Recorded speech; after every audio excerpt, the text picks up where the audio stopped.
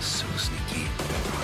Goes for the shots. The peaks between the windows. Can they line it? It is going to be 4 angry men.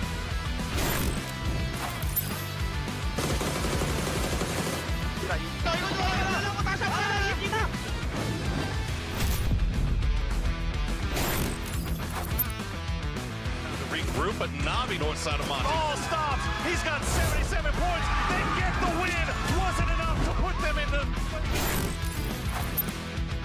And that rock, they don't want them down, because if they can just capture all 4 on C, they're trying to make it happen, but no! Neil with the dribble comes through it. Tension firmly towards December. The T is eliminated. They are out. E-Arena takes the victory and are on. Been picking up all the kills. Belmont's gonna have an angle as well. That's 2 down already. Make it a 3rd. It's just Fox full. The next thing rolls in. Flame. Absolutely. This is crazy good for Genji, and they got it. The win here for it. So Navi here comes down. Sosit all by himself.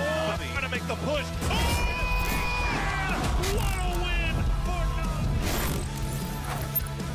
To the compound. Try to play it from the hard cover. On the right side, AZ on the left. The Dorito, all that matters. AZ with the jump shot. Of course, gets the counter. 3 members up for the Falcons. In some trouble. Gotta go ahead and throw down the shield, but it's not enough. Falcons. March. Right, oh, can you get it? No, quick, handle down stuff. Twisted Minds continue to dig deep. 1 remaining player at the moment. Just extends up, and he's in a lot of trouble. Yeah, he just took a headshot over the wide string, but into the blue he goes. The point goes over to Virtus, bro.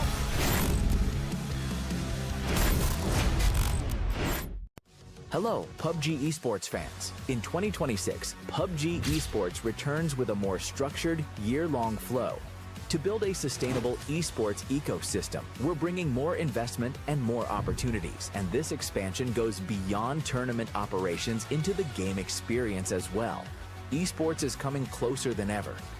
With a competition structure open to everyone who plays PUBG, a renewed pick'em experience, the launch of an esports pass, and stronger alignment with ranked, we're building a season that strengthens the link between playing PUBG and watching PUBG esports.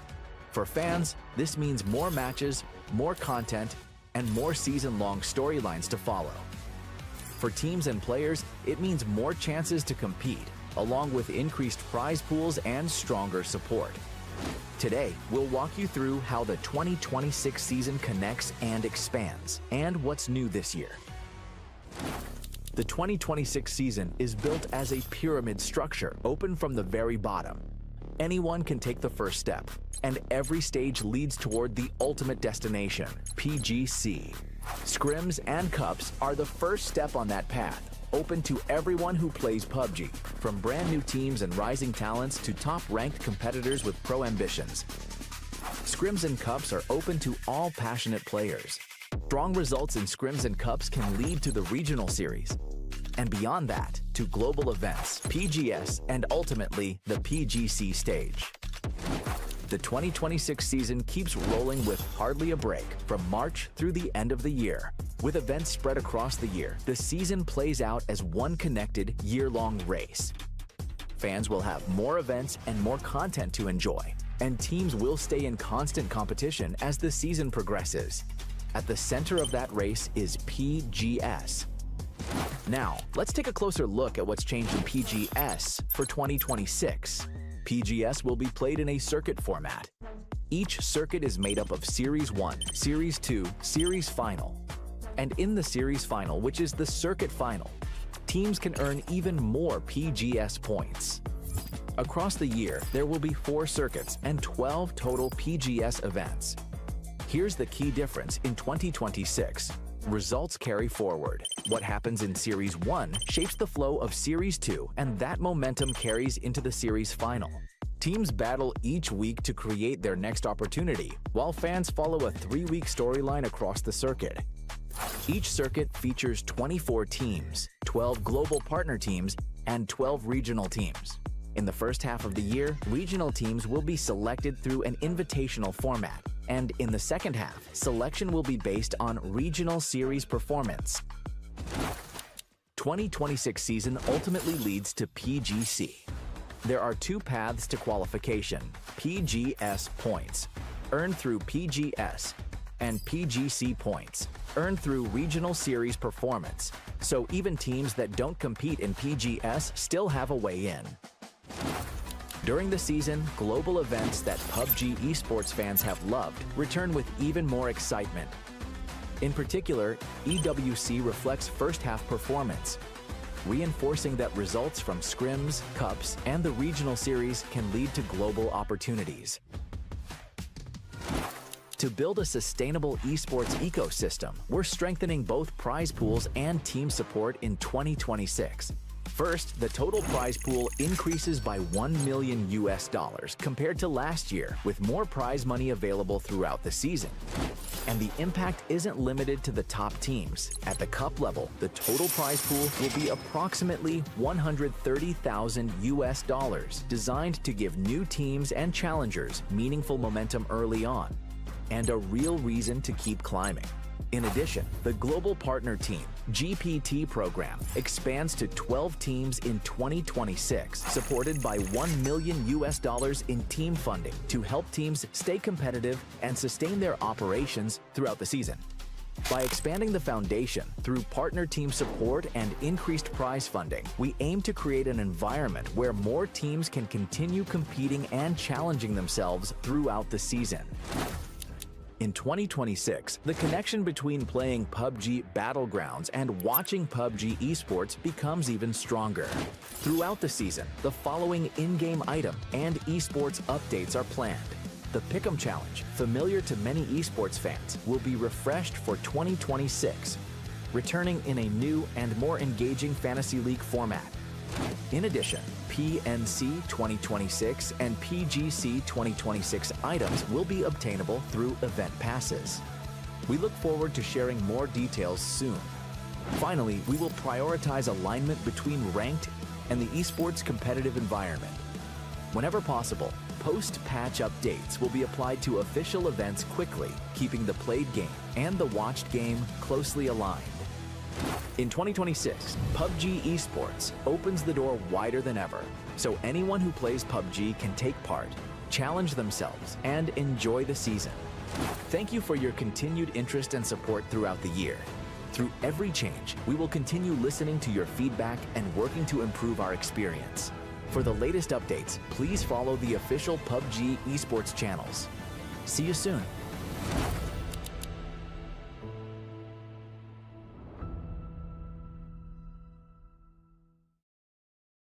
I was killed, but I'm still alive. I know. We get dragged into the dark, rebuilt into something else. He reads me. He measures me. He crafts a weapon made for me. And then he sends us back into a new battleground.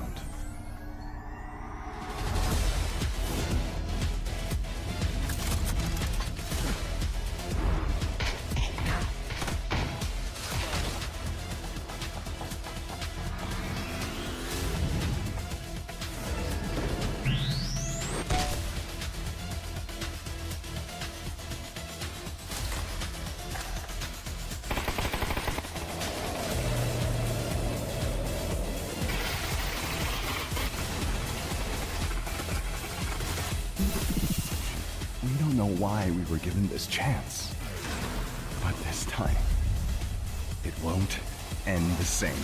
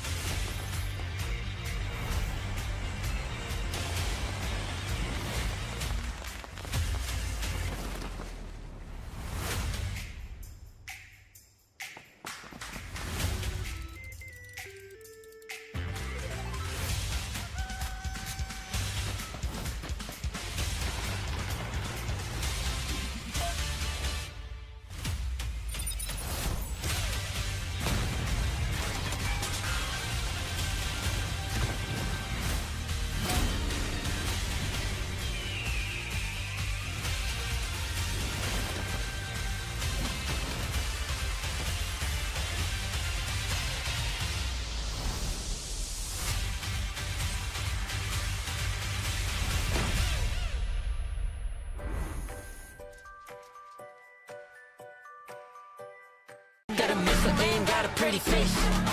I don't partake when I'm fakes. I don't like that, you heard me say. Repeat again, I don't partake. Got a missile aim, got a pretty face. I don't partake when I'm fakes. I don't like that, you heard me say. Repeat again, I don't partake.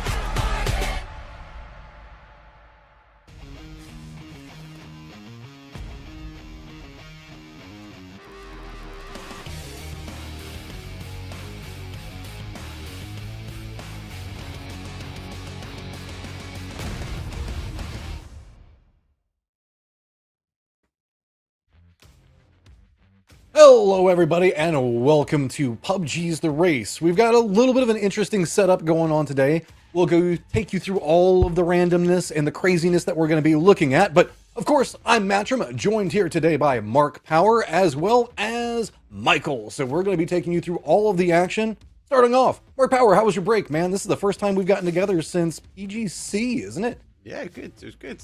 Yeah, you stayed and left the warmth, and I had to go to the cold. But yeah, good Christmas, good break. Back on things. I'm looking forward to this one because it is a fun event. And before we obviously kick things off with PGS formats, this is a nice sort of event for these teams to let off some steam and get some major kills in. Yeah, we're getting everything warmed up going into the PGS series that are just a couple of weeks away. Michael, you've kind of drawn the short end of the stick today because you're going to be kind of our analysis guy on all of the chaos and what we're looking at. We've got, new circles, new rule sets, all kinds of stuff, man. You buckled in, ready to go? Yeah, I'm gonna have to try and dissect some crazy creative streamer players, some glider players, some rotations, and I'm gonna have to yeah, this is why they're professional gamers and they do what they do. This is going to be pretty wild. So guys, to kind of walk you through this, we'll give you a breakdown of kind of how the whole thing is going to be situated. This is a warm-up to get us ready for the PGS series, but it is called the race for a very specific reason. We've got a couple of different rules, the way we're rotating through maps. We've even got a couple of different circle settings that we're going to be looking at, so we'll try to take you through that and who all is going to be playing here in just 1 second.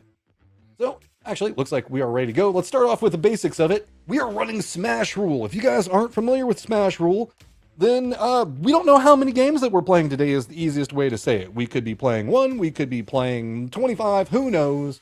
But really what we're trying to do for day 1 is reach a total of 60 points. Day 2 is going to be until a team has reached 85 points, but the special twist is the hunt. The way that this works is after the very first game. Nothing's really different in the first game, but in the second game, there's going to be a team that is designated as the hunted. And if they win the game, they're going to get an extra 10 points. But whoever kills that captain of that team is going to be able to get 10 points as well. So it's like a little small bonus victory that can stack up pretty quick. So whenever we're looking at getting to 60 points really fast, Michael, that's going to be pretty intriguing to keep an eye on. Yeah, if you're the captain and you've made a circle 3 center shift and you're lying in a bush, and then all of a sudden you get a notification, everyone knows that you're in that bush, and there's 5 cars come flying in every second. It's going to be a crazy experience that we haven't seen before. Yeah, and I mean, just going with a threshold of 60 points whenever we're looking at this, Mark, like, this could happen in like 2 to 3 games, or it could kind of go back and forth, because the team that can have some stuff going on, it's going to put so much pressure on the captain. Yeah, look, obviously game number 1, we haven't got the hunt on, right? We haven't got the target on someone's back, but I think you're right. The moment we see the target sort of appear, it is a race to 60, and actually with an additional 10 points up for grabs. And let's be honest, these guys have to dress slightly different so they are really visible to the rest of the players, especially if they come across your line of sight. So I like it. It could be quick, it could be really tactical. Here are our captains that we're going to be looking at. These guys got selected, and then everybody else on their team, they got to select themselves. So we're seeing a couple of, like, I guess, disbandments whenever we look over at the Falcons, where we've got Tiggleton and Kickstart that are going to be a bit separated out. But this is going to be a lot of faces that you know throughout the PUBG community, and it's going to be intriguing to try to keep an eye on, because all the pressure is going to be on them. So if Hippo wins game 1 and they have the, well, I wouldn't say wins game 1. It's whoever has the most points. I know that sounds weird, but it can happen to wherever who wins the first game doesn't necessarily get the most points, right, Michael? Yeah, and I would fully expect that even though the captains are the captains, I would still expect the pro players to be IGL in each team. They've all been practicing third person a lot, getting their strategies up and being ready for the first official tournaments in the air that can qualify to PGS. this is going to also have a lot of little different secondary things that we're going to be needing to keep an eye on. The circles are going to move very fast. It's called the race for a reason. It's about trying to hunt down the players as fast as humanly possible once we find out who the hunted is. In addition to that, there are going to be, I believe, 3 different times that the team that is hunted is going to be revealed on the map. They happen in the first sections of the map, so it's going to allow for the later stages to play out a little bit more quietly. But impacts on this, Mark, what do you think? Do you think it's better to go after the hunted or just kind of hope that they walk right in front of you? Oh, come on, man. I'm an agent of chaos, mate. I'll be going hunting that person. Yeah. You're right. These guys are going to get pings. They're gonna know exactly where they are, and there are free. We'll obviously show you guys on stream as well, so you know when they're getting a notification. But at that time, these teams are going to have a location, or the pinpoint location, exactly where they are in that moment in time. Now, you've got big decisions to make them, right? Are you going to move? And Michael, you guys said it, if you're sitting in the middle and you're holding down the compound and you get a ping right on top, and you're like, oh, everybody now knows that we are locking in that kind of middle compound. Do you stick or do you twist? Do you rotate away? Do you try and lose it? Because 10 additional points is huge. So actually being able to get a victory, but more importantly to be able to take out the hunted or whoever's got the target in the back, could be really, really critical. So expect some changes, Matt, where these teams might divert and sort of play into those locations. I heard a couple of the players, the captains, talk about the fact that they had this idea that if they become the hunted, they're just going to use the timings that are going to be at 4 minutes, 8 minutes and 30, and 12 minutes and 10 seconds to maybe make pushes onto squads next to them. Since they're already going to be revealed, they're assuming that everybody's going to jump onto them. So maybe being the protagonist of the story, they're going to try to jump in. Michael, you think that might just lead to a 3 or 4 team pileup, or do you think that that's like a safety call? How would you handle it? Yeah, and I think especially if it's your friend that's the hunted, and then all of a sudden it's Kickstarter as the hunted, and you think Tiggleton and Gunner aren't going to go flying on top of him and delete him from the server, that guy's going to be shaking right there. Whenever we're looking at these squads in general, as you can see, we do have $30,000 prize pool that's going to be for this, so it's going to be cooking fast. I'm looking at some of these squads, and they're intriguing in their own rights. Like the one that stands out to me, of course, Americans caster, is Tiggleton's team is Terran, Gunner, and Purdy Curdy. Mark Power, what's another squad that's kind of jumping out at you? I know that there's one on the EU side you probably have your eye on. Well, there's 2. That is a big squad. I actually also like that we see Kick on the other side of things. So there was a clear fight of who was going to kick Gunner. I felt it in the Americas region. But actually, do you know what? I actually kind of, you got to favour the Batulins. You got to see that team is pretty stacked. Obviously, he's picking up an example. He's picked up his coach as well, the Tab, and you've got Melman, etc. So that's going to be a big squad. But I also think there's some creativity around some of the streamers. When we look at some of the Germans, Zulu Man, obviously we've got Iba, we've got those teams, we've got It's Chris and Kitty playing with them, so they played well together. Iba normally jumps in with them as well. So I do want to not just focus on the pros, because as the creativity that we might see from some of our streamers that are in here as well, they might actually excel, especially with this style of format. Sorry, I gotta wipe my forehead because it's getting sweaty in here. You mentioned Batulin Squad. Batulin Squad is Batulins, example, the Tab and Melman. That's a pretty scary squad to say the least. Michael, what you got your eyes on when we're looking at teams here? Yeah, I mean, my first pick would be Battlin Squad as well. They literally have 3 players who won EWC and 1 player to win a PGC. They are definitely the team that everyone's looking at. If they win the first game, people are flying on them as well. It doesn't matter how good you are. If you can react to 12 cards, insert it into your forehead, then you're still going to die. Aside from that, though, I think Kaunjin's team looks really strong. They have Kaunjin. Yep. He is undoubtedly the best America's TVP player. And Sparkin, who is literally Mr. Brazil. He's did everything.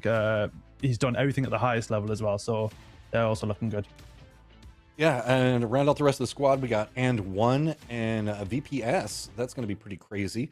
There's also a pretty sneaky squad over here that's got a doozy with Bestalock, as well as Force and Ermac. Yeah, Ermac's on that squad as well. Threw me off for a second. I was looking at this little grid over here. My brain went sideways for a second. So a lot of known commodities, but there's also, yes, we do have the streamer squads, and this is going to be very fast. I'm curious whenever we look at this, like Michael, the impact of the circles moving quicker at the start.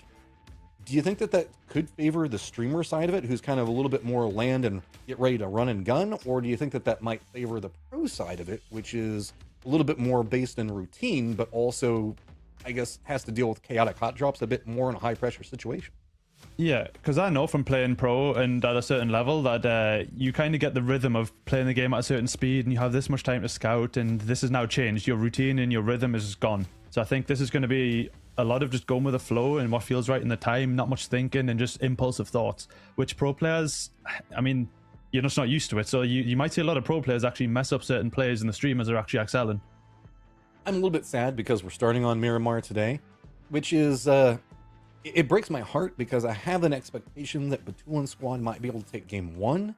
And I was hoping that we would get game 2 be Miramar, so that way whenever he does his like mountain goat thing, whenever he gets on top of something to try to scout out, he would get the 100 mark pop on him, and like 5 cars would just jump up a mountain to try to go after him. But we are going to be running with a set rotation that's a bit different than what we normally see. Yeah, obviously now the 2026 season underway. We've had a couple of events now, kind of the pick. If you win, you get the pick. I kind of like the one map and moving on at the moment because it's quite good, as Michael was saying, that there are these pro players that will have a set routine on these maps as well, and obviously not having the opportunity to have a double Orang or a double Miramar, that's got to be a big play. But they've got to remember, we're racing to 60 points. So actually, are we going to end on a game 3? Are we going to end on a game 4? If that's going to be the case, well, we're not completing a set. So we obviously got to keep that in mind. And it kind of, again, draws me back to those sort of streamers, actually, who can adapt. Because I really think a lot of these pro players will underestimate how quickly these first couple of zones are coming in. And the blue, we've got Beamy in here, the king of the blue me himself, right? Can he outrun some of these zones? No, they're moving too quickly. Does that mean he has to get more meds? Potentially, but he can't rely on those old tricks. Poor Beamy. He's never going to live down the blue zone tactics forever and ever. And you know he kind of hates it. We are talking about about how the game is going to function and how all this stuff is going on. But remember, guys, there is money on the line, but it is also still a fun event. So don't expect us to be super deep diving into misplays or anything else like that. This is just kind of a roller coaster that we're going to be up for everything that's going to be going on, and that's going to be interesting as we look through. Also, we've got just about 2 players left before we get into lobby. So before we're trying to get everything set up, Michael, how do you think that the impacts in this are going to affect? Like, just from marking, just from the speed of the circles, like what are we going to be looking at? I wouldn't be surprised if, like Bloomy, Beamy, you would have some teams that have certain strategies that are literally, this is going to move fast, we're going to make a big play, have 20 first aids in the car ready just in case it goes bad. Other teams are just getting in the middle and just playing completely for middle zone so they don't have to get a blue zone behind them the whole time. But I think it's going to be, everyone's going to be playing on the fly. There's not going to be much time to think, and you're just going to be go. Okay, this fight's happening. Let's get some points. Let's get to the cut-off point to try and win this thing fast. And yeah, just full hecticness from the get-go. So I've got a random question for you here, Mark. Batulin Squad, if they win game 1 and you have example, the tab, and Melman on your team, and you get marked, is that a bad thing? Because that means that people are just going to be driving at you, and that means that you can try to get as many kills as you want in that situation, right? Yeah, it goes both ways, right? You can either stay still and let these teams feed you more points because it is a race to 60, or we might see, like you've alluded to, that they might try and play into other compounds and draw fights to areas which they want. I wouldn't be too surprised to see like a Batulins get sent on his own somewhere as a super secret squirrel, then get pinged and then come back to the compound, and then to see loads of people end up in the middle of nowhere. So I'll be interested to see what they do, and they will be a big target because some of these squads, they're used to playing against him, but especially when we look at some of the streamers, will they second guess pushing a pro squad like that, and maybe just try and get a third party, let someone else crash in, let someone else try and deal the damage and try and sweep in and steal those extra 10 points away. And we want to thank everybody that's already tuned in on the stream, but remember, everybody's going to be streaming this. So please make sure that you jump in, try to watch whatever streamers that you want to watch. If you spot out anybody that's doing something cool that you find intriguing, please go give them a follow as well. This just isn't about what's happening right here on the stream. All the streams that are going on right now are highly important. We've got tons of streamers from regions that you might not have had a chance to check out before, or players that you might not have seen before. So make sure you give them some love as we're moving into this year, as every single player, every single follow is super vital. So make sure you give everybody you can a little bit of love and give them some cheer, because at the end of the day, that's really what we're playing about. Yeah, there's money on the line. Yeah, there's crazy circle stuff. Yeah, there's markings. There are all kinds of stuff. But we're here for fun, and we're going to be watching some really cool stuff going forward. So make sure you try to kind of bounce around, see what's going on. Feel free to come back to us as a hub. That's what we're here for. We're going to be guiding you through everything, giving you the broadcast, and try to give you a little bit of a peek underneath of the hood on what's happening on every single team. Outside of that, though, let's go back to some circle settings and the speed in which that we're moving. We kind of alluded to this. I've already asked you about it a second ago, Michael, so I'm going to throw it back over to Mark and get your opinions on this one. Do you, like, we know vehicles are going to be super important, but outside of that, do you think that it's just going to be about loot as you go, or do you think that you're still going to take dedicated looting times? Like, this is going to be a really quick series. Like, we're losing a lot of minutes off this game. Yeah, look, I think the pros, again, what Michael said is 100% right. They're going to have a rhythm of which they loot, and what's the impact of the zones going to have on them. For me, this is the first look at kind of these PGS teams and players. So again, back to your point, go follow these people, go give them some love and support, because actually you're also getting an insight of how they play. And then we're kind of making it and put it on steroids. We're going, right, guys, you need to loot faster, you need to rotate quicker. Can they keep up with it? I'd expect the pros to have a game plan already set out, that they will know the zones are going to move. So yes, they've got a routine, but I think it's more about looting on the go. Get what you need, and this is what we see from the pros. Get moving to the location you want to get to, and then get the loot as you start getting those kills. So I'd expect a heavy kill style game, because I think they'll be looking to try and gain as much utility, which I think is going to be really critical, because we see it really critical with a TPP, whether you're crashing a compound or going for a more defensive play. They're going to have to get that from kills, because they won't have the time that they used to, especially from the drop. I'm just going to say, I know that there are some of you being like, oh my God, Caster, shut up, press the game button, make it start. That's not on us right now. Apparently, 2 of the players, I'm going to guess, haven't updated their game recently, so we're waiting for their updates to finish. So give us just 1 second while we're going through this one. We want to start off game number 1 fast as we can, but there's a decent chance that game number 1 might be shorter than our intro to game number 1 as the way that this is going to kind of set up. But once they get done and getting out all of their downloads set up, we will move into the next game. We apologize for the delay, but you know, sometimes these things happen. Yeah, lots of stuff going on as people are bouncing between different things. So what have we missed talking about here? I think that we've kind of tackled everything. We've got prize pools, teams, we've got circles that we're going to be looking at, the marking system that we need to go through. Of course, the fact that this is a lead into PGS, not really, because most of these guys aren't going to be playing in PG, but you know what I'm saying?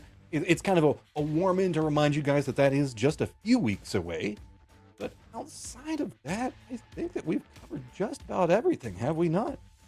I could also say that this is the debut, I guess, official PUBG tournament for SAEL, the Indian organization. Their players, a doozy. Best luck. The first time they've been screened. So yeah, they've got a huge fan base as well. And also, I want to point out, by the way, before the game 1 starts, I was meant to say it earlier, Zuluxman's team, Kilikai, It's Chris, they are playing MT49 every day in ranked, lying down and spraying everything that moves. I've witnessed it, I've experienced it, I've been destroyed by it. It annoys me, but I think they will do that all day today. MT49's only on that team. Is that why Tig got pretty curdy? Yeah, but he can't even aim either. He's useless. Like, wow. Yeah. I don't know why you got him. Wow. Guys, we can't be starting like this. It's terrible. Just catching strays right off of the start. I mean, well, it is kind of weird that Tig's team is mostly shoot to kill. I mean, Purdy, Curdy, Terran, and Gunner. I mean, Gunner technically, of course, these Falcons nowadays, but you know what I'm saying? On the other side of that, I am intrigued that Kickstart went an entirely different way. It's like, I guess he just kind of picked whoever he wanted to play with and was planning on having some fun today. Yeah, he just took the PGC top fragger on his team. That's with 30 first aids. It's he's gone for an OP team. And Kickstart's also very good at these events. Every Twitch Rivals, every streamer tournament, Kickstart is hitting probably he probably top frags every event that's like this. He might be the best player for these type of tournaments, in my experience. That's because he balances, I feel. He doesn't always go for those pros. He looks for the creativity as well as the pro, and he has this kind of synergy that works out, and it does work really well for Kick, which I really like. Because we do see some teams go heavy pros, and obviously there's a rule set. You can't obviously go for a full pro. We don't have a full Twisted Minds, for example, right? But actually, you do see these teams kind of, some of them favoring pro, some of them favoring creative. Someone like Kick, I really like, because he does kind of find this nice sort of synergy, people he plays with, but then you've got the depth of pro squad as well. So I think he's one to watch out for. Well, he is definitely one to watch out for because we've even seen him adapt into other games, like whenever we're looking at Blind Spot, PUBG's kind of overhead tactical shooter. He was popping off in that. We've got ourselves game number 1. It is getting started. 2 players will be missing as the downloading for the client and stuff like that might take them a little bit longer. We're just going to be jumping into it right off the get-go, so a couple of squads going to be coming in a bit weak. Could make it a bit more difficult, but this is going to be, actually, no, just 1 player missing. 1 player missing. So give us about 1 more minute and we should be getting into that. So final thoughts is it is going to be Mark and me in game to start with, and then Michael's going to be tagging in every once in a while. So Michael, before we jump in, what you got for us?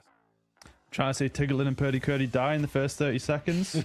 I'm looking for some MT49 kills from Killy Kites, Chris, and maybe a kickstart win or a Battlegrounds team win. We'll see. Ooh, calling it early. Once the Tiggleton dead, right off the go. Okay, I don't know how I feel about that one, but I'll respect it. What do you think about the fact that maybe the Tab could use this opportunity to put Batulins in his place and take him out by himself? Oh, yeah. I mean, the Tab is... he used to be a pro on Navi as well back in the day as well. Imagine he just top frags that team. Then what? Then who's the IGL? Then it's going to get all kinds of chaotic, all confusing over here. All right, Mark, what you got for me before we get in? I'm interested to see who actually does take game number 1. This is the one where we haven't got kind of the target on the back, so I think there will be an expectation that actually would see maybe a team try and work and manage their points effectively. I think that's going to be critical, because you're right, if you get the win, you might not have enough points, and I think that will play into kind of a factor a bit later on. I am always going to favour the EMEA. You are outgunned here, unfortunately, Matt, so yes, I am leaning towards kind of the Baturians a doozy style of win, but realistically, it's Miramar, it's everyone's game. There's a lot of space that these guys and girls can play. Drops could be incredibly important going into this off the get-go, because if we get several hard shifts with the way that these circles are set and how fast this goes, you could be chasing circles for a very long time. If we see a couple of very hard shifted circles any direction, that means that we're going to see a very big mix-up of kills, firefighting happening on the edge, and then just kind of having to send it past that and continue going. This is an absolutely ludicrous series if we do see a series of hard shifts right off the start. So that's where Agent of Chaos fandom, that's where we're going to be leaning, maybe. I don't know, maybe not in game 1, right? Do we want it to be that mean in game 1? Get oh yeah, send it straight in. Michael's over here like, Miramar Island Circle, babies. Game 1, let's happen. Make them fight right off the start. Fight on jet skis. But that's a big point though, Matt. You just make the fact that the zones are moving quick, it's going to play differently. These zones are not going to be readable because they're not going to follow the same logic and algorithm that we're expecting. They can bounce about quite a bit, so I'd expect to see more unplayable. I'm really concerned to see we might have a lot of water holding in, especially for later game. The pros are just not going to be ready for that, and the streamers might start adapting. Yeah, we even, I believe, with the way the circles are set, usually there's like a pull away from water that happens at circle 4. I believe in this one it's going to happen at 6. That goes into what you were talking about, how mechanics can happen. That means that there's a lot more coastline potential for early games.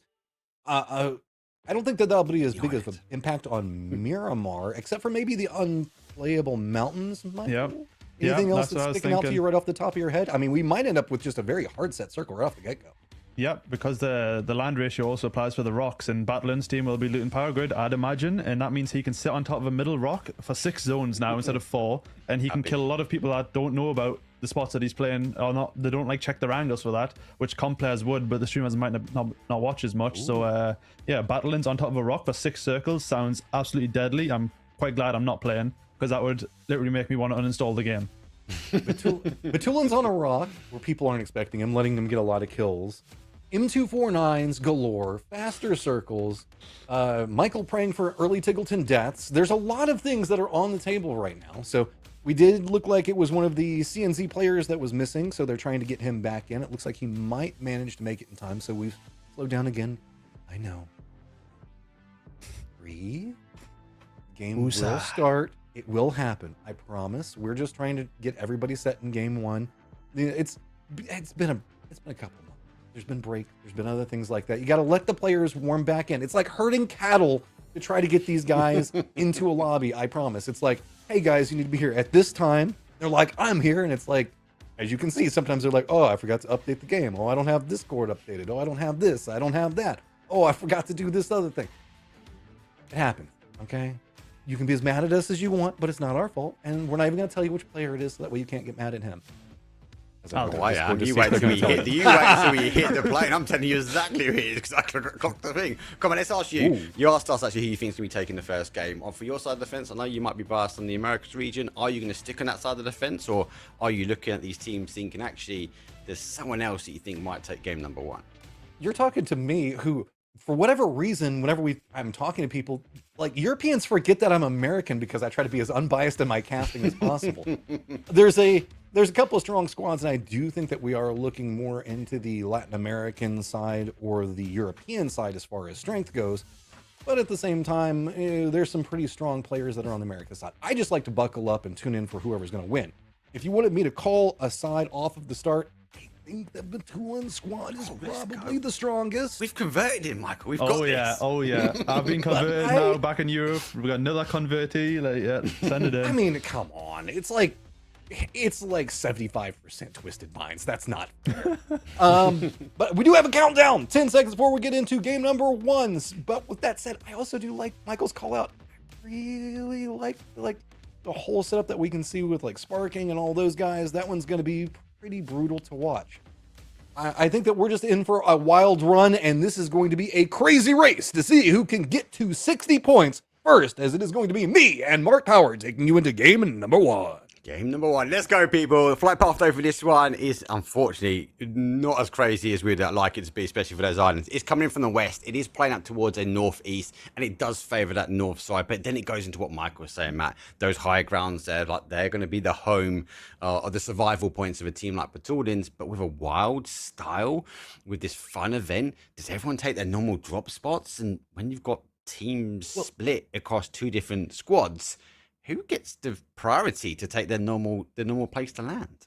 Well, apparently Kickstart gets one of them for the split on Falcons, because Tiggleton and his crew, are they headed Trailer Park? Are you trying to win me back, Tiggleton? I know that Trailer Park is gone, but going and doing the trash looting over where Trailer Park used to be, Alcantara, everything else like that, decent loot to be had over there. Pozo also being entirely empty off the start. Nobody wanted to go for the drop on that one.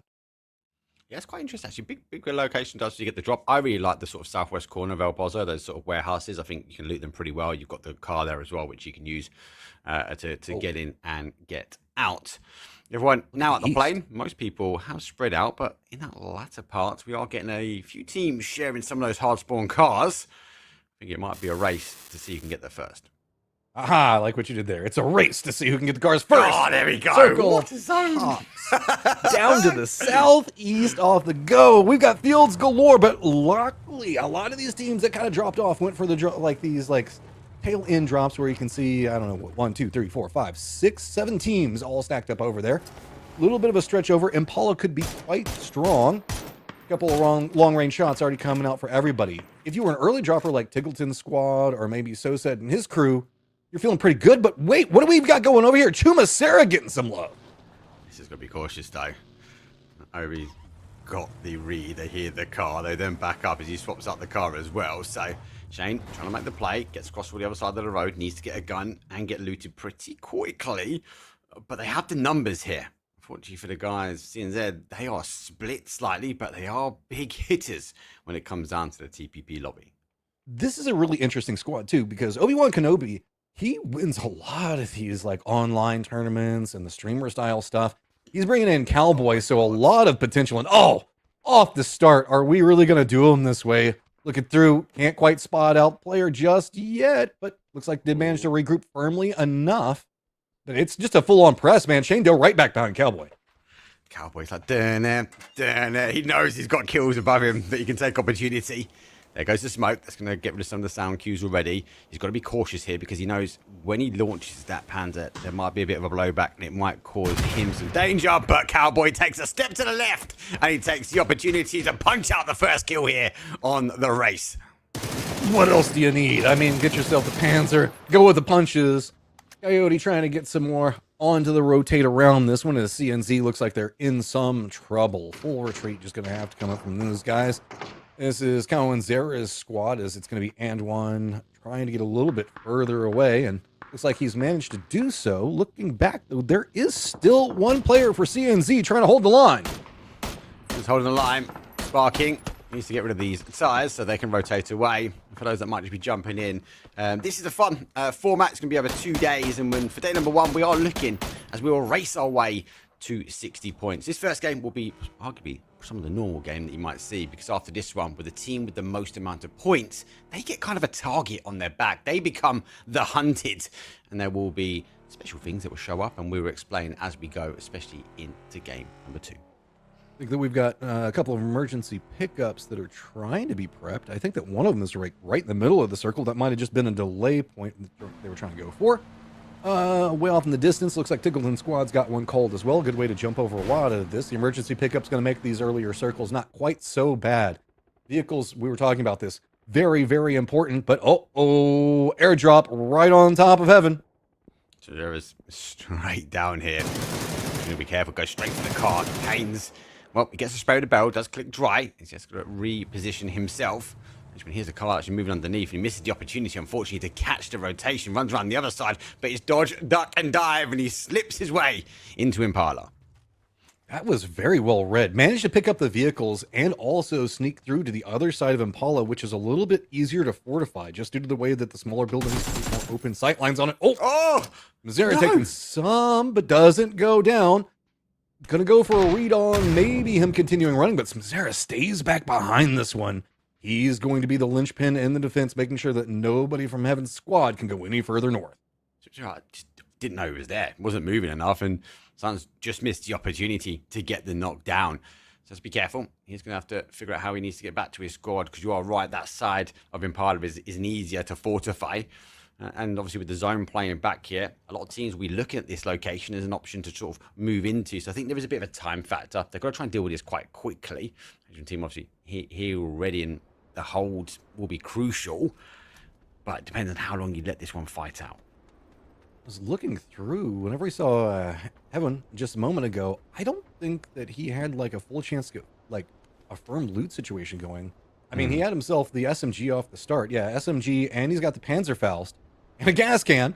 That's about what he's going to be working with right now. They are strong, I'm not arguing that, but for a prolonged fight, this is going to put him in an awkward spot, because he's going to be the guy that's going to be watching roughly 4 players maneuvering around the northern section of the city. So, I mean, he can get the knock onto one, but he's got to be pretty careful with it. Once he's revealed, we might see a push come out of that one. Well, only time will tell. And again, to reminder, the naughty gremlins in the PUBG code, also known as our admin staff behind the scenes at the moment, they have been tampering with those zones, and they are going to be a lot quicker, and they are going to be a little bit more random. So these teams are going to have to get looted pretty quick and get moving. Zone does shift. It doesn't give us the water that we so wanted, but it's not going to be the case. It does bounce back towards that kind of northwest corner. So Tiggles' team jumps out the emergency pickup, but they might be jumping straight on top of Viduzi's team. Yeah, Zulu on the other side of this. Got to be careful. Lots of shots coming out from Doozy's squad already, reading it, but going for the high ground, right on the edge of the zone. Looks like Tiggleton and his crew going to be feeling pretty good up there for now. I say that! A Doozy gets the knock on to Gunner. Great shots. Great shots, and now a read of exactly who is up there. They're going to reposition their vehicles. I do like that high ground. I think you can get a lot of kills from up there, but you've got to maintain and manage not just the amount of ammo, but how much damage you receive on those vests and helmets. Gunner is down. Zulu's team, it's Chris. Ace in hand. He hasn't got the M249. Maybe he's not elusive, but he's waiting. He's disciplined. He gets a connection, and he gets a knockdown. Flora will fall, and it's Chris. Finds himself back in the safety of his car. That is a very isolated knock, so that should be easy to pick up really fast. Indy in a little bit of trouble now. They were separated in a 2-1-1, and one of those wings already down, about to be flushed any given moment. A couple of shots from Santastico are going to connect on to Punage as Chris does finally flush out Flora. The circle is going to have a lot of field in it, to say the least. It's going to be that area west of Impala. We've got WIN holding down a 2-2 split around it. HWN just to the south of them. And then HBKO running a 2-2 split around the fields. And everybody else just trying to cling to the hillsides, hoping that the verticality can keep them alive. See how that verticality does play out. Great. Comes across from Kilikan. These guys have been playing pretty much most of the afternoon together, so there is some synergy. And there's the M249. Iba has the hold. Now she's trying to find the players. We'll jump across the door, mission past one of the players. Now trying to push through. We'll expose on the other side. The rest of the guys will go for the flash. They go for the push. And it's Chris goes for the drop shot as Kilikai puts another point on the board. All right. All right, we're starting to stack up some kills over here as Lamont spins it back around. Great shots coming up big with the Vector. I like this. This is these combo teams, right? 2 pros, 2 content creators trying to be creative. Here's Chris. Goes for the spray, gets the connection. He does play peekaboo, and it's our first team eliminated. Zulu teams, though, picks 4 points, and they find themselves now top of that leaderboard. Here comes Batulans. Him an example on the high side of the hill, keeping an eye on what's going on the other side. Squad's just running around through this area over here. There's just nowhere to go. You've just got to start sending it down. The circle did pop, and it went straight down to the fields. Everybody that's playing up into the north and to the east has got to go. The guy's even hiding out in that Impala. Not going to be inside this new circle, so it is just send it, get what you can. This is going to be open terrain and a lot of firefighting. Literally thinking, hoping that the car could become a rocket because it needs to get rotated. The middle field is going to be horrific for these teams. Xbox with the jump that is in the middle, taken by a doozy now. We'll be able to keep the cars and manage a little bit of time, but there isn't a lot to play here. I'm surprised that we don't have more teams playing towards that Cantera in that sort of west side. And obviously, as we have to exit that Impala, there's only a few stages that these teams can play into before it can fully expose themselves. So again, management is going to be key when it comes down to utility. Of course, great read from Tulans and his squad, playing the other side of the compound that's pretty close to the center of the circle. That little trench is highly defendable, and they can hunker down there for a while. Even defendable from the Cantera side, unless somebody gets really high up on the other points of it. Skipinyo spotting out Corky and crew, coming up the side of it, but it's going to be a nade dropped right on top of Gats. Follow-up utility coming out right on the edge of the zone, and Corky with near on nowhere to go, getting slowly dismantled. Blue zone putting in some work as well, just doing the last couple of touches. And Skipinyo gonna go ahead and pick up Corky's squad. 2 squads going down pretty quickly. 2 might become 3. Tickler's squad having to leave the high ground now. They're taking the fight. Judeo's team has gone down. He's the final body, and now he has to stand off. Potentially a 1 versus 1. He does have some reinforcements a little further afield. He steps out to try and get the flush. I think he's going to end it in the end as they will fall now. Tickler's squad has to get moving, but so does everyone else. Tulans, well, they leave under the cover of the storm to leapfrog ahead. That is a great timing on that. When these circles are going fast, Ticklin's squad not even going to really have the time to get their meds back up, get any reses. It's just full on. Everybody's just dying due to how fast you have to move into the circle. This is a cruel circle to get into game number 1. There is just near on nowhere to go, but right in the middle of it all is WNY taking shots at everything that moves around, trying to control as much territory as they can and forcing edge fights to the south. It looks like there is the potential for a 3-way fight breaking out at any time. Meanwhile, CNZ just trying to run through the thick of it into the north. Kickstart and crew looking down at Batulans. Here's CNZ. Where can they go? They've got a couple of dips, a couple of little cubbies that they can hide in, but there is not much over here. And it looks like, are they headed straight for HBKO? The question is, where do they go? They go for one, they go to another. Zulu's team's gone the wide rotation on the east. Now they've got to try and find a little home. And CNZ's team's like, oh, that's taken. Oh, that's taken. Oh, that's taken. Oh, okay. I'm now going to arrive at Beamy's front door. Okay. Oh, no, he's got to take some shots. He's got to get them at least far enough away. He does get enough assistance with Batulans and team. Sparking in some trouble right up to the north. New circle has popped and stayed right on top of WYN, sorry, dyslexia kicking in really bad. There, a doozy is going to get spotted out. He's going to go down as it's just going to be hillside firefighting down in the south. Doozy, final player now. Launch out as much utility as he can. We'll pop the other smoke. Now going to go try and maybe get a bit of elevation on the ramp, but the zone obviously not too far away. So he has a little bit of a breather. These zones are moving really, really quick. I'll give you that. But he's got a limitation. We spoke early on about the amount of ammo, the amount of utility these teams are going to have. And look at the doozy. He's running dry pretty quick. On top of that, Obi-Wan's coming up right back behind him. They're just going to try to pinch in, see if they can get some kills on this. This is a kill box. HWN in some trouble. They're going to go down. A doozy's going to be putting in some work as well, but you talked about it. He doesn't have a lot to work with. He's just got this ramp, a car, and just his aim, but Cowboy is going to go down. A doozy not done yet. He wants to get as many points as he can here. Yeah, this is about point management here for game number 1. The zone does bounce back. Pivot team is going to go down as well. 11th place for them. Skip, well, they find themselves in the middle of the field, but now they find themselves belly down in the sand. As if there is a breather, they are going to get exposed and they are going to get spotted. The Zulu's team are only pretty much just arriving here. Matt, they also have to get back in their cars and get going. in the middle of this all. We've talked about Batulin's squad, but let's not forget that there's a Twisted Minds player in Perfectix right in the middle of this circle, and he is making some punishment on everybody that tries to get close to it. To the north, it's still a mess up here. Sparking's down. You can see the furthest northern section of the Batu and his team just trying to push through Kickstart's team, and it is just getting dicey between them. They're on no vision. Fire everywhere. It's just trying to cling to life and see what you can do just right on the outskirts of the fire, of the smoke, and not inside the safe zone yet. So he's going for those little jumps just to peek over the top, trying to get any information he can. Kicks on the other side. I think he's just about seen the body, so he's going to move it a bit further afield, though. As he does, he finds the safety, but it is a PGS showdown. It is a kick versus Batulins. And the guys from the Falcons, well, is that what we're going to see on the main stage in a couple of weeks? Falcons getting the better of our Twisted Minds. Skipping Yo's making a rotate down to the south, and it is going to get spotted by the guys in the center. Another squad going to be right back behind him. That's going to be HBKO. Couple of shots coming out from Perfectix. Gets the knock onto Thugfast. That's going to stall out Skipping Yo's squad a bit more. Other side of the road looks like that's going to be where HBKO is going to stop out. But let's not forget, and one's going to have some vision, as well as multiple members from Jarin's team. Really far away. Good night. Does some damage. He's going to be cautious here now. He has hunkered down. He should find a little bit of safety. Oh, Perfectix, though, finds not just one, but finds the squad with the Hail Mary Kobe will go in. WNY, well, as you mentioned before, they've been in the compound. They've been in this kind of center of zone. It's bounced backwards and forwards either side. They've been able to hold it, and they found themselves 5 kills. That's okay. A little bit of space now. We are 5 teams. We are phase number 6. As we have mentioned, it is moving really quickly, zones. It is heightened up, and I think that has caused a lot of chaos and a lot of learning from game number 1.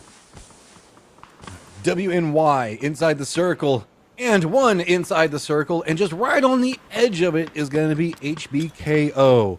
Other squads to the north and the west are going to have to move, and you can see we're already starting to get in throwable range, and there's nowhere to go. Kick can't even step on the side of it. It's getting spotted. That's going to be another squad down. We've now reached our top 4, and WYN in complete control of everything over here. I love it as well, because you keep seeing the pro names, and it's getting me as well. It's getting me. I've got to learn it. I've got to learn it quick. It's like, oh, it's this team. No, it's not. It's a mixed team. Oh, no. It's chaos. It is a top 4. It's a 4 versus 4 versus 4, and a solo one for CZN, as they pretty much drive the whole lap of the circle and found themselves a little hole to hide in. Hey, it's going to be a little bit of a landfall that has happened.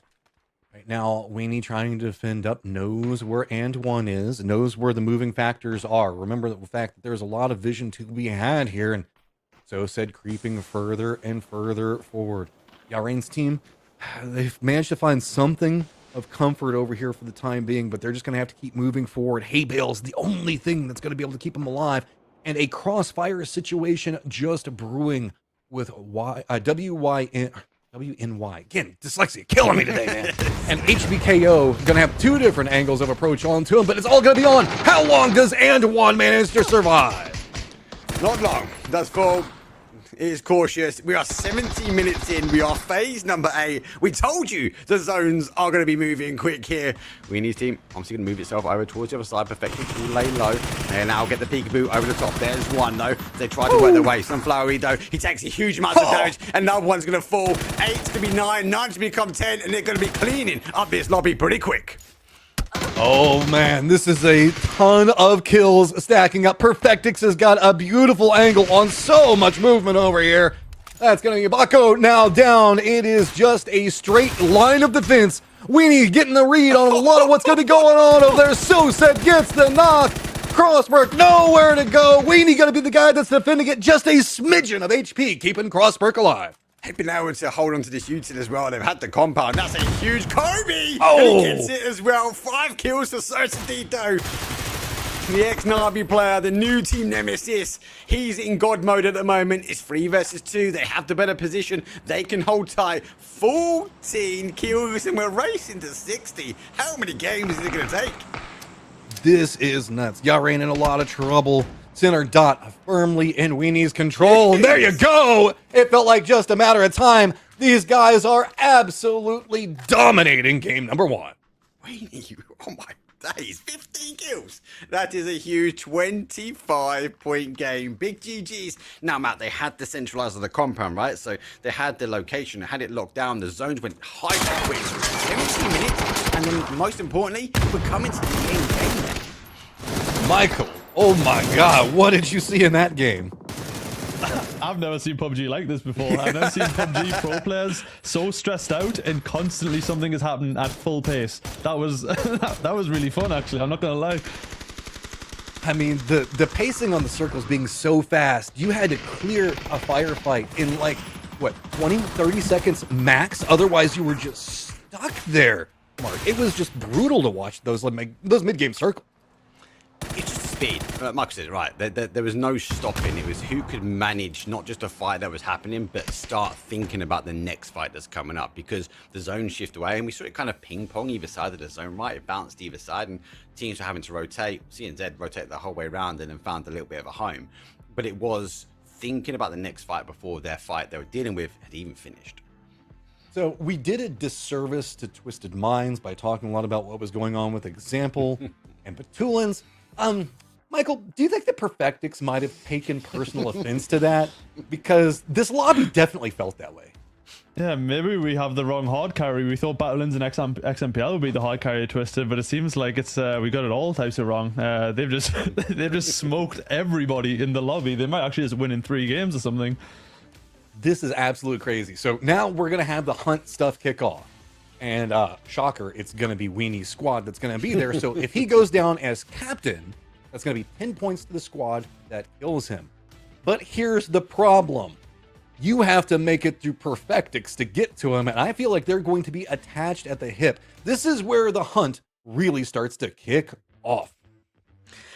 Yeah, and there's a negative as well. Like that's all the shiny stuff. He didn't give the chat that he also needs to manage his time, his location correctly, because if he gets caught on the outside of the zone, it's not a plus 10 points for PUBG in the blue zone. It's minus 10 points. So for that huge 25-point game they've just delivered, they could find themselves way down on the leaderboard if unfortunately Weenie does fall. So there's a lot to sort of manage now as they work their way through. As you guys and girls at home, you start managing your diary. Why? Because PGS though, Circuit 1 is kicking off, Matt, in a couple of weeks.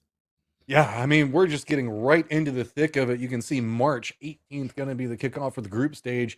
We're doing things a little bit differently this year. Instead of having like the way all the bulks are coming through, you can see it is just week after week after week, 3 weeks in a row for our first 3, and I think that it's going to be kind of a continuing trend throughout the rest of the year. So we're going to get a ton of PUBG action, and it is all starting to kick off real fast. But we're going to go ahead and take a quick break.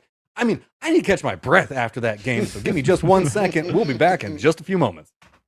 Where you witness Tick send the C4 in. Immediate peek and spray from Tig. Hi, my name is James Gazen, aka Tiggleton. I think for the last 7 years, PUBG kind of has been my life. I moved away from my family. We travel a lot, play it every day with my teammates. I think you would be hard pressed to find a group of people that have spent more time together over the last 7 years than me and my teammates. The first time I ever played PUBG was expecting it to be very realistic, and in my very first match, this naked guy landed on a roof next to me, and I got a pistol, and I was like, he's dead.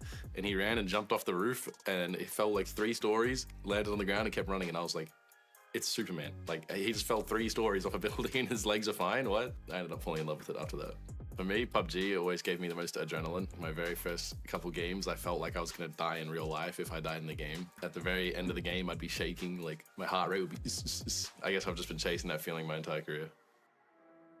I finished my high school and I got into a university course, and I was pretty happy with where I was, but I didn't take a gap year, and I felt like my whole life I'd just been kind of going with the flow.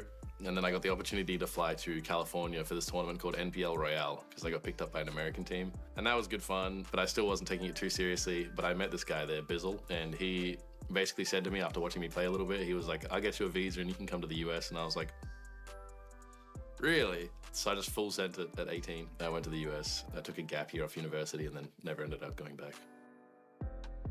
Well, I want to start by saying that I think anyone can be a pro player. That's the beauty of it. For me, being a pro player is about discipline, practicing with a purpose. When you boot up the game, you kind of have to switch your mentality from being, okay, I'm here to have fun, to how can I improve the best? And you need to be very mindful of the way that you're putting in the hours. The word change to me obviously brings a little bit of fear and a little bit of excitement, because with changes, there's always a bit of uncertainty. No one likes uncertainty, but in a way, it kind of feels like an advantage, because I know that I'm willing to adapt, and if someone else isn't, then I have an edge on them. One thing that's not going to change, I think for the most part, it'll be the positional play. Like, teams will still play for the good positions. If anything, it's going to become more important, and PUBG's always kind of been like that. It's all about teamwork, it's all about position. So I'm expecting that the good teams will still be good. To the fans watching in 2026, we love and appreciate every single one of you guys. It's really important to me that you guys feel happy. I don't think anything matters more than the fan sentiment. Obviously, there's some big changes on the horizon, but hopefully we can all just trust the process. It's people at Crafton, it's their job to think about what they can do to make our lives better. So just gonna trust them and see where it goes. I think that you guys will still enjoy watching. Like, the esport was in TVP initially, and we saw a PGI 2018 that is still fun to watch. It might be a little goofy, there might be some chaotic moments, but I think it'll still be fun. It's still PUBG. In 2026 at PNC and PDC, I hope my team name will be called, and I hope my name will be called. Even when the battlefield changes, I want my wins and my hard work to speak for itself. I hope it'll be my year.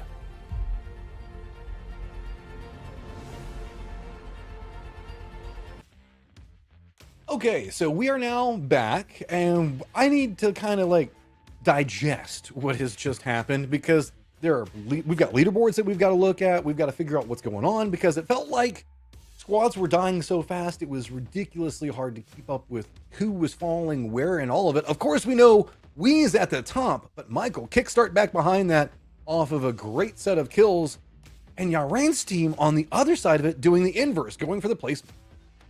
Yeah, and Yaren's, they were in a good spot. They just gave a knock at a bad time, and you would think the pro players would have their timings right because they're playing comp for so long, but they don't. Because the zone's so much faster. So it's so funny to me watching a pro player run like a deer in headlights because they don't know the timings of the blue zone. It's so hilarious. It was a little chaotic, to say the least, looking into that. Mark, in the break, you were talking about some of the setups for it, and like, we knew it was going to be fast, but bro, that was fast.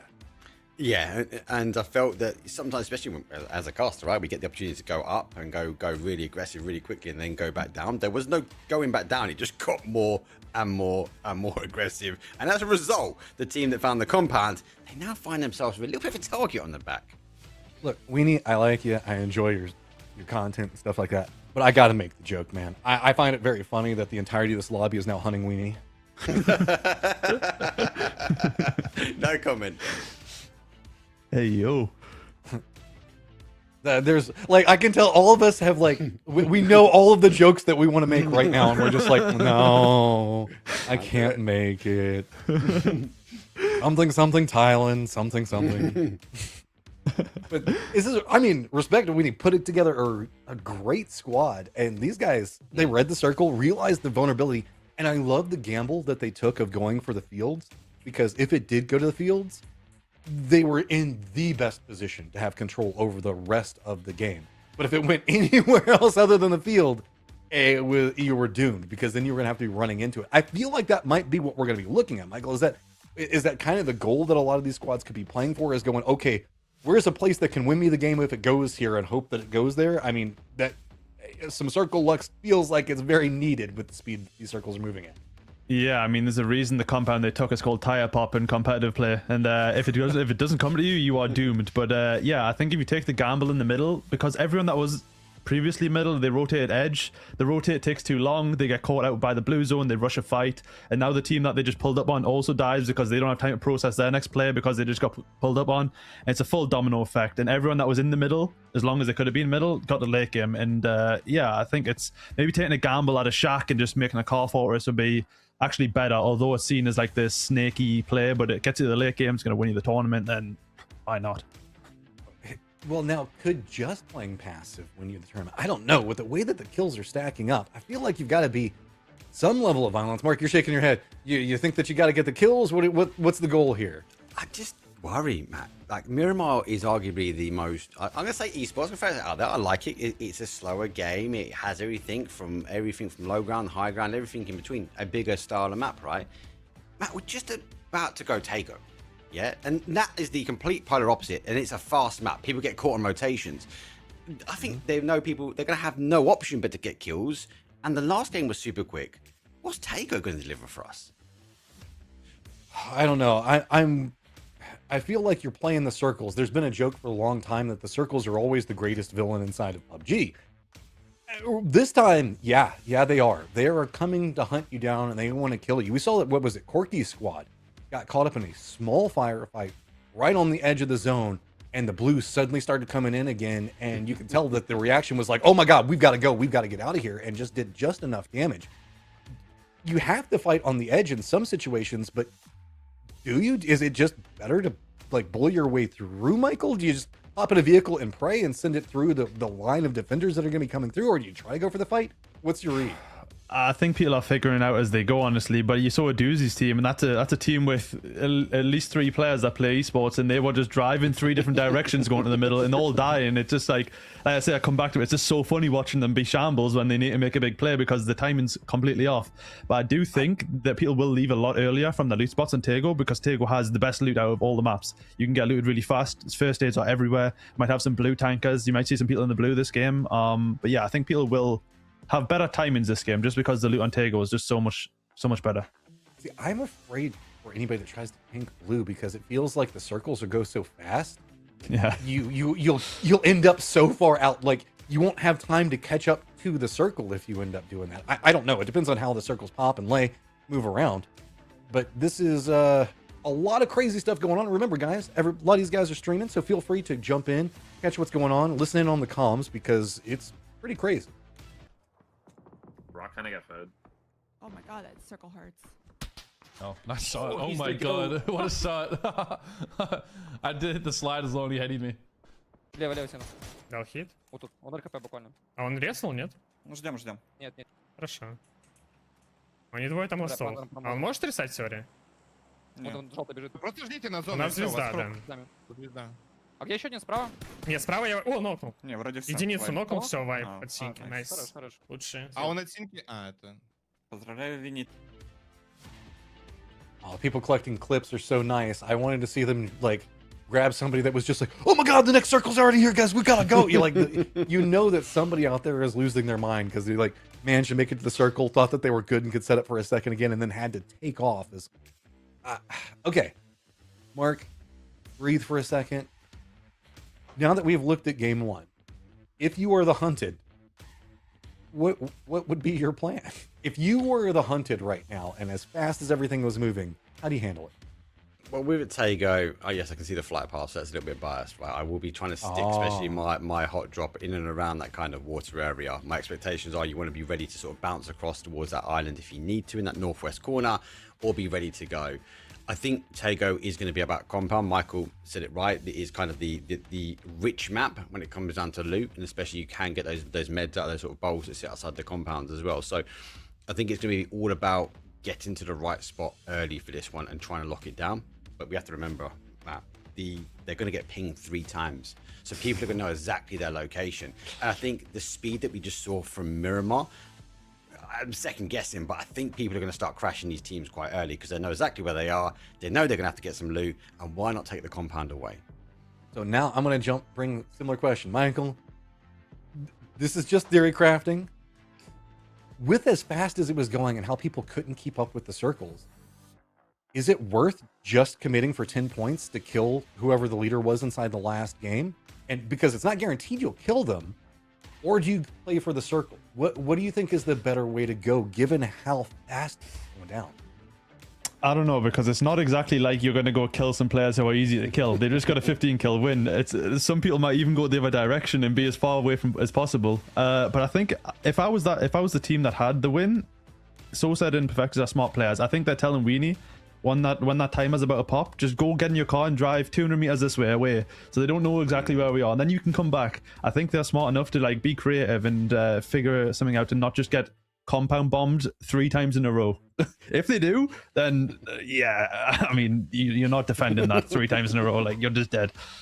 I'm intrigued because I almost feel like it's going to be the mindset of the captain, right? Like, the guys that like to gamble will be like, okay, if we're on like the lower half of the leaderboard right now, 10 points is 10 points, bro. Like, maybe it's worth the risk. Or maybe if you're making a long rotate and it just pops next to you, yeah, you could take the opportunity as it approaches.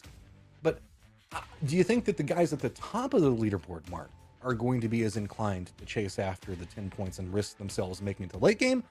Or do you think it'll be more happenstance? I see the lower side going, yeah, okay, we need the point. Yeah. Top, though, usually plays safer. What do you think? Yeah, and it comes back to that point. I think they have to get to those compounds. I think that's key. And they're going to try and find that centralized zone as quick as they can. And the zone is going to bounce. It is going to move pretty quickly. But imagine if you're your Weenies team, you're on the outside and you're chasing zone, and you've just had a ping that actually they're coming in from the side of the blue. I would generally stop and hold. I'd go, hey, do you know what? Either I'm going to claim the 10 points or your team's going to get minus 10 points because you've just died to the blue. Because that could have a massive impact when it comes down to this race towards 60. I hate asking this question because we all know it depends on circle, and it depends on this, and it depends on all this other stuff. It's whenever somebody asks, like, who do you think is going to win the next round? It's like, I don't know. I haven't seen circle 1, so we have no idea how it's going to go. But assuming the fact that you're looking at these teams, which one do you think is the most risky squad that will go on the hunt whenever you look at it? Either one of you, if you have an answer that comes first, I'll give you a second to kind of review and look over it. I mean, of course, there's going to be a squad that's maybe right next to me. Okay, give it to me. Give it to me. What you got? Kick. It's going to be Tig. They are the ones that are going to go pushing. It's going to be a team in the Americas bracket, and I'm going to put my name on those two. If they want to chase them down, they are going to go W key and send it. You think that? See, I was thinking that Kick might play more like I want to win this thing. But Tig, I could definitely see doing. Tig, Purdy, Curdy, Karen, and Gunner, I could easily see being like, oh, bro, look, he's right over there. Let's drive across the whole circle and go for it. What do you think, Michael? You're making some faces. It looks like you might have an idea. I think Tig's team, I don't think they're winning, bro. They took an EP Circle 1 when the zone moves 100 miles an hour. They don't even have a car, and they're taking an EP Circle 1. Where are you going to get into the next zone from? They just died in the blue pretty much. I think Kick's team, he wants to win everything he plays. Doesn't matter if it's a $100 prize pool or nothing. He plays to win everything. And they won some pretty good team fights against some pretty strong players. Twisted Minds, they beat them last game as well. So I think you have to favorite him. I don't think the same team will win again. I just don't see how it's possible. Everyone on the server is just going to be having their binoculars out looking for them. They are just going to be so smoked instantly. Well, it looks like we've got a game getting ready to start here in just 1 second. So you guys think it's only Americas? Only Americas will play risky? No European squads? No Latin America? Nah. Kickstar's team is winning this game. Mark my words. I'm putting $100 in it right now. Ooh. Oof. Oh, big. I wouldn't do that. That's a big play. But I you're don't right. have $100. He's aggressive. You're a big pro. You're here, mate. But yeah, look, Kick's going to be aggressive. He's going to try and play it. But yeah, if it's not them, it's got to be on that sort of America's SA side of the board. EMEA, we're going to lock it down and try and hold for late game. I mean, we've been talking a lot about Weenie and how the squad performed there. And sorry, that's just how strong Weenie is. Yeah, you just gotta. I'm sorry. You have to make the joke. Strong Weenie. It's just so good. I mean, he's just so hard in the late sections. Oh my God! Stop it! All right, game number 2. We are making a plane path just to the west of Shipyard and ending around Hosan Prison. So it's a north to south with most everything on the table. Do you take the gamble of going for the island and hope that it goes there, Mark, or do you go for the main peninsula itself?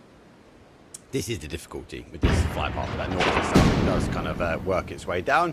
And there's the indication. They go early. They go for the shipyards. They get the opportunity to take both sides of the water. So there's no gamble here when you divide and conquer.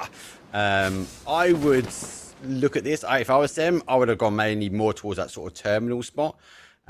Just try and centralize up and pray that a zone sort of comes in. But what about you, Matt? I do like this. Playing along the edge of the zone means the fact that you don't have to worry about anybody approaching you from the north or the east.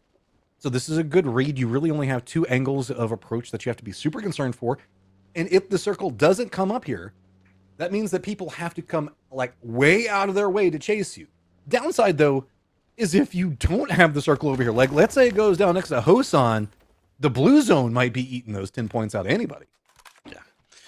For those that might have just jumped in and thought, what just happened on the screen? That's just targeted that this team, which is Winnie's team, has jumped out and the hunt will begin. Obviously, there will be 3 points in the game where it will ping. And if you're the hunted team, you need to get into zone, and that couldn't be any further away from them. I promise you it's not scripted, guys.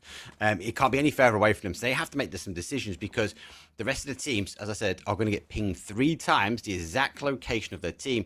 If they can find them, If they can kill Weenie, they actually find themselves with an additional 10 points. If Weenie's team goes down to the blue, for example, they will actually lose 10 points. So the idea is just try and keep him alive. That VIP style, like protect the president, take a bullet for him. So Sadid will be putting it on the line.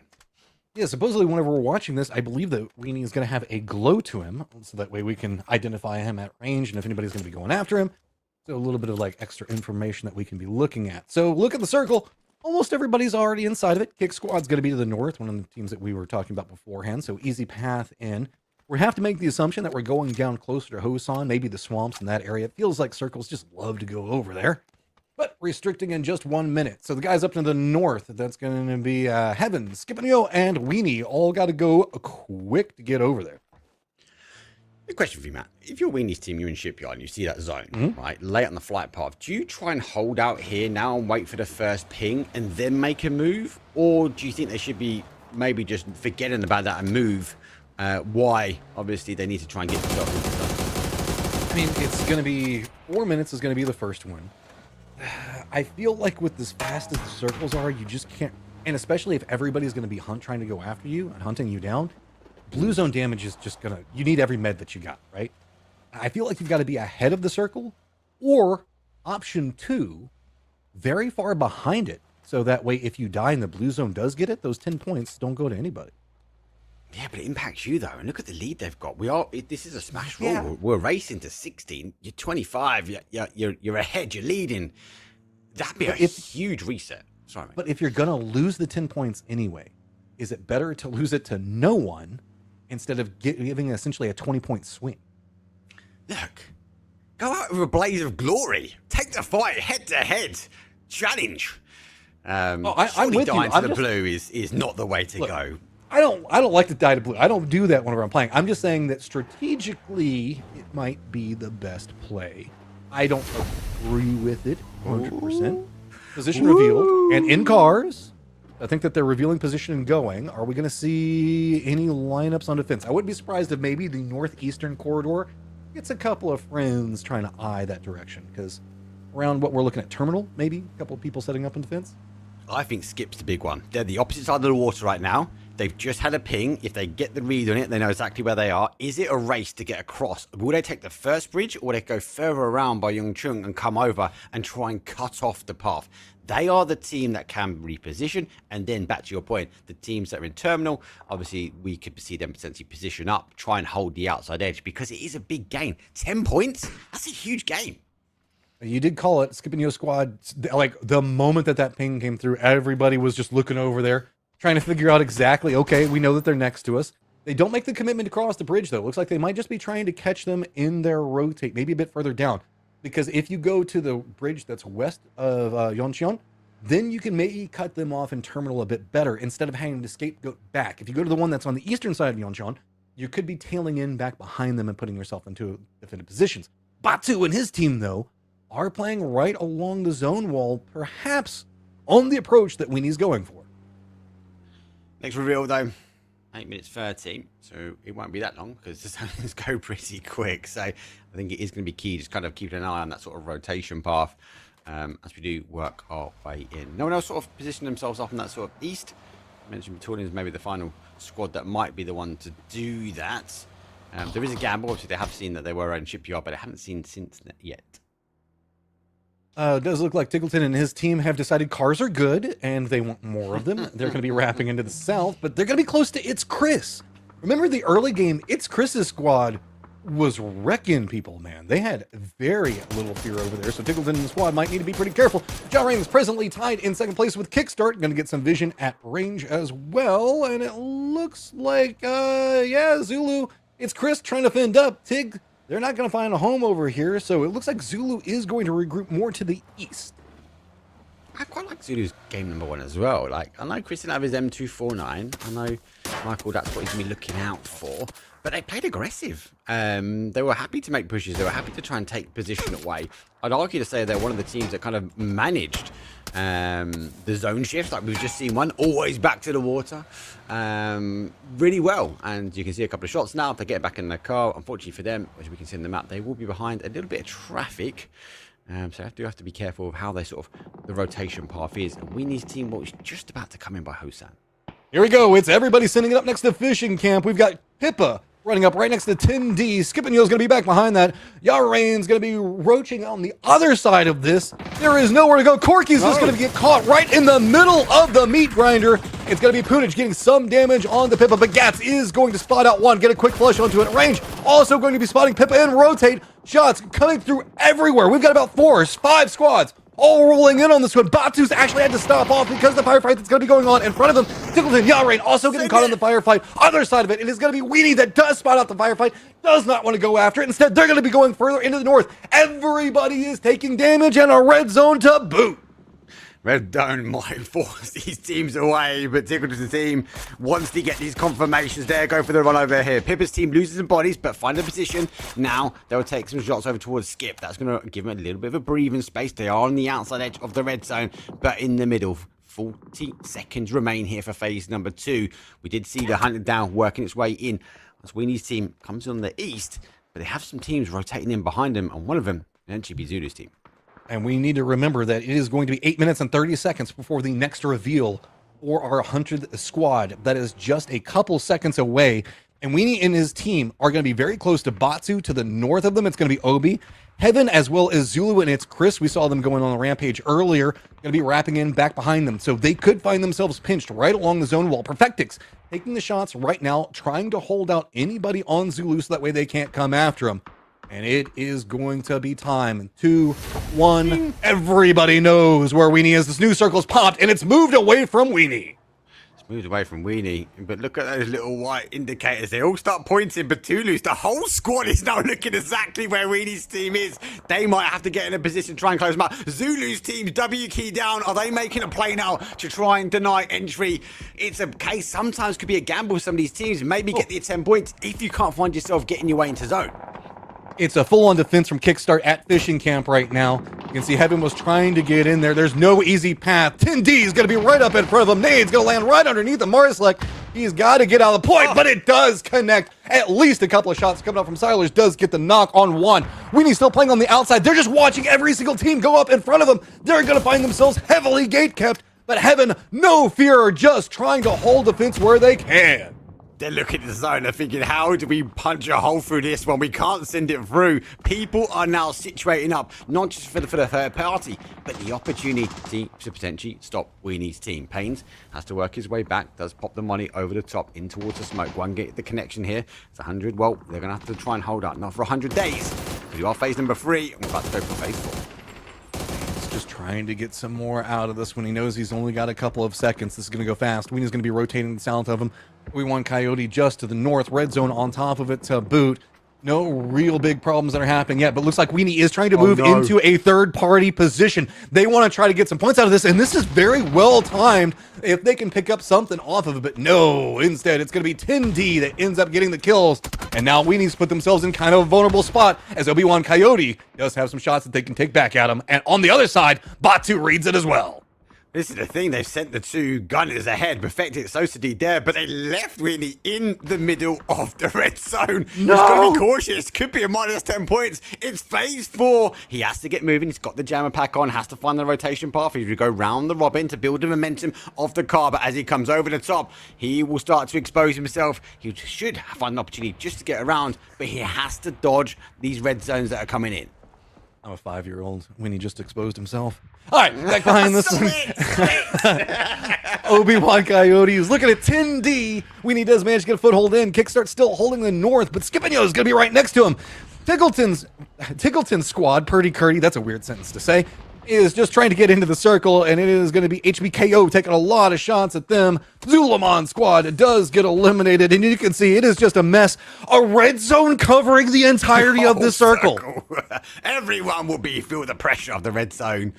Weenie's team, though, still sitting on the outside edge. 100 now sort of cresting their way over. Obviously, we've already had 2 reveals, so they won't have a clear indication exactly where that team is at the moment. And here comes the barrage. The nades will go over the top. Once they've received a knock, they've got to be cautious. Weenie pulls right up to the front line, bolty in hand. 100 days there, the captain charging his way forward. The nade bounces off, does some damage, but he's continued to push on forward. Looking through here, 10D.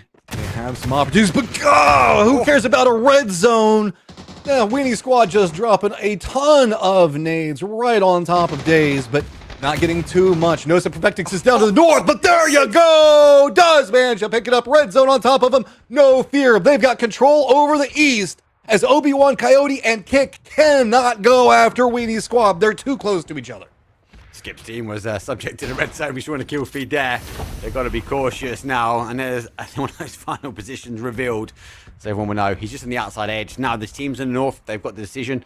We have mentioned Kick. There might be one that will take the fight. As now we take the fight from the mortar fight. A bit too far. They do have some hard cover as well. They go a little bit further and try and catch the corner. I think that's going to be the play. The mortars are falling a little bit further. Sparking, taking a couple of shots now towards the north. And Shimzera's team, though, has to play away. This is a crazy circle because there is a lot of like the rice paddy fields that are kind of set up over here. There is a couple of like ravines as the roads kind of and the different sections of it do provide some opportunities. But really the compounds down to the south are where a lot of squads are already held up in good defended positions. To the north, it's going to be Weenie, it's going to be Kickstart, it's going to be Shimzera's squad, all having to move into a more vulnerable position, and they know it. You can see that they're just trying to use this little ridge line, but Corky's already read it. They thought that somebody would be going after it. 2 down. They are just feasting over here, but overextend just a little bit. Gats does go down. Easy to try and get those kills, but you forget you got the team of Kick. They now come rolling in. They don't go towards Weenie team. They see the opportunity. Unfortunately for them, it's all been cleared up. The grenade done the damage. Boonish launches the 5.56 over, but they managed to find the reverse. The bodies are down looking for the confirmation. Those C's are then going to try and play their way in. Nade comes over the top, and Corky's team, as much as they held the line, it wasn't for much longer. 10th place, they will fall, and Kicks find themselves, though, with the hunt coming to hunt them. Elzine on one side. It's going to be Kickstart squad in a lot of trouble. Weenie just going to be wrapping back behind the entirety of this with Weenie. That blue zone hits hard. You've got to be careful. They're just trying to run through narrowly. Gets back inside, but does get knocked. He's isolated and he's by himself. The circle, it is popped down into the southeast, and there is opportunity, but everybody is falling over here. Weenie squad is alive. They can get over here fast enough to res him. No! No way! It's a free kill. Arctic's bags it. 10 points will be going across that team. That is a huge pickup for them, and the hunt was successful. What a play! And looked towards the north and bagged himself 10 points. Not done yet. Weenie still needs to get into the squad. They have lost their captain. They can get into the circle. They still have opportunities to find a lot more points. Tiggleton and crew right up next to Pippa have themselves the central position to play from. Down in the south, it's going to be Batu's squad, very close to a Doozy's team, all just pretty much stacked onto this little bitty isolated section with Yarain's coming up right back behind HBKO. Wasn't just the 10 points, don't forget. He's also backed himself some money. Cha-ching! $100 for killing the target, killing the hunted. Unfortunately for Weenie's team, though, the 2 that need to protect, they weren't there. They got caught up. So see the final player. 6 points remain for them at the moment. So they have to try and clear this fight. They are in zone. Pippa's team has been here for quite some time. Took this position early. You arguably need to clean them up as quickly as they can. Pippa's found themselves in kind of like an awkward spot because they can't really commit too much more down in the south. So they're just going to go ahead and clear out the remnants of Weenie over there. To the south, though, the Doozy and Batu squads are very close to each other, but there is the street that's in between them. Pippa's now got control of the north. Tiggleton's got the remnants of his squad. 2 players still up. It's him and Purdy hiding out inside the pipes. I'm going to be happy, yeah. They seem to have a zone sort of shift their way. Pippa's team just having a little onlook as the zone obviously does shift towards that north side. So Doozy and Batuna's team need to get moving. Aku's team, who have picked up the additional points and, more importantly, the money, they are just about inside the zone. So it's about management here. Try and stop a Doozy's team coming their way. I don't think a Doozy's team has an option. We've got 29 seconds left. It is phase number 7. And they are drawing a number 2 to a close. A lot of duress for a Doozy squad. They've got Ibaka right on top of them. Looks like Batu's very focused in on trying to control Pippa's team on the other front of this one as they keep trying to go for a peek over on Tiggleton. Danny does manage to connect on to Tiggleton, gets him knocked at range. Batu doesn't have to make too much more of a move. There actually have been a lot of crates that have just been kind of called down. They're going to be landing down right on top of the road to provide a potential path, at least some form of cover, over what is going to be a very vital crossroad. Yeah, be the calm now before the storm. If that is even a thing in this game mode, I'll be honest with you. There is a opportunity, and those crates will provide a safe passage, maybe, for someone before we get moving. There goes that zone shift. Let's sort of leave towards the compound. Deucey's team obviously has to get moving, but so does Batonian's team as they look to try and get within the cars now. They've got a decision to make. Do they sort of hold on this side of the crossroads and then make the play after? Sunflower gets the first knock, goes the Deucey team. Only has the option to push forward. Yeah, I mean, Hibako, they just have such good control on this, and the Doozy squad's just got to walk right into a corridor of death. Hibako knows that they've got some of the crates that they can play around, but looks like they're going for a little bit longer of a wrap. They want to make sure that they get control of Hibako right up in the forefront position. Batu squad, though, they've got a foot push across, and they want to get control. They know where Pippa's team was eyeing onto Tiggleton, so they even know where Tiggleton's is. Doozy is eliminated. This gives us our top 4. Baku's going to be crossing down to the south. Batu chasing down Pippa and Tiggleton in the crossfire. Baku's team can clear this one. They've not just got the additional points for the kill of the hunt, but they'll be finding themselves with the victory as well. It's a 4 versus 4 versus 2 versus 2. Tickle's team and Pippa's team hard to kind of get moving. As the moment you stand up, you get exposed. And Batonian's team taking the numbers there, but it does not matter though. Kraken puts him down, has to smoke. Now they have to get moving to the middle of the field. I mean, Pippa's doing a great job of surviving, but it's only a matter of time. I was going to say, it's just too big of a crossfire. Tiggleton and his crew still somehow surviving. Batu knows exactly where the positions are set up, but Batu's fighting a two-front war down to the south. Hibaku is starting to get a bit more in movement, trying to see if they can get over this road, but it's going to be Batu just trying to defend as right up on top of him, and shots are coming out. Blue zone coming up big. Millman, the last one up. Tiggleton goes down to Baku. It's down to a 1v1, and Sunflower can't get into the zone. The blue zone doing so much work, but Tulin squad takes the victory. Oh, that was so close. The opportunity, though, Matt, was in the grasp, but unfortunately, he gets caught on the zone, the railings of death at the end. But what a game, and more importantly, with Weenie's rotation round, massive amounts of blue damage, and Arctics just looked and found himself $100 in the field. Michael, what you think about the hunt now that we've seen it in action for the first time? Oh, I thought they survived a lot longer than they should have, to be honest. I'm surprised. They still dominated a lot of people, though. This was just a crazy set. I mean, you can see Weenie had the right idea on where to go. It's just so much damage along that side of it. It's brutal out there. You've got to get into the circle so fast. Yeah, it's a speed. I'm surprised. We saw some teams look their way, but they didn't kind of take a bite out of the apple, so to speak. They kind of let sort of the Weenie's team sort of play in towards them, and they got caught arguably by PUBG and the blue zone. And then this late game was very difficult. You always got to then question of actually how would they have got in late game, and it was managed well. Batonians could have stayed in the compound, but they opted to cross the road early. They took the fight to Pippa's team, and then they took the victory. I mean, that was just an absolutely crazy ending there. It all kind of moved in. It moved into the fields away from all the compounds. So all the guys that were kind of fortified in were feeling comfortable suddenly just found a stack of squads all on top of them. I was actually kind of impressed with how long Tiggleton's squad managed to kind of survive out in those, like, I guess a lot of the players I've talked to call them the pipes. But I know that they're technically like barns, or what do you guys often hear that those, like, I guess, long buildings called? Longhouses? I have had a lot of different names for them. I heard Pentalol when I played with him. He called them wormies. So I had to call them wormies for a while. Why wormies? I can understand a lot of stuff, but I don't know. I call them little greenhouses, I guess. But yeah, I had to call them wormies for a little bit, and that kind of broke my mental health for a bit. And I had to fix myself after that. Oh, poor Weenie couldn't make it into the wormies. Hibako, though, now just 2 points back behind him. We've got Kickstarting Batulins. They are tied at 16 points apiece, and then Tiggleton back behind as it starts to trail down a point or two, separating all of this, Mike. Yeah, Russian CIS teams are just dominating right now. Their mechanical skill, their practice of TVP, but also, yeah, I saw Battlegrounds team. They kind of dodged the fight to kill Weenie's team and get that the bounty, but just to play for the win. And that's kind of what you expect from Battlegrounds, just to think of everything and take the smartest option. I hadn't thought about that. So if you manage to get the 10 points for killing the last team, that's going to push your point total for that round up by a significant margin. Yeah. If you couple it in.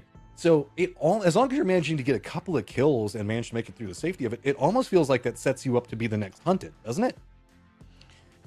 I suppose it's a double-edged sword, right?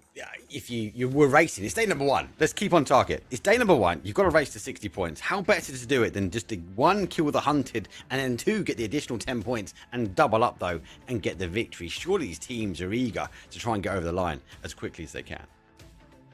Yeah, this is absolutely crazy. We're going to take a quick break. We will be back with game number 3 in just one moment. As Hackatori will get that knock on Shell. And with the final bullet in the chamber. Мій героїнь нікнейм Хакаторі.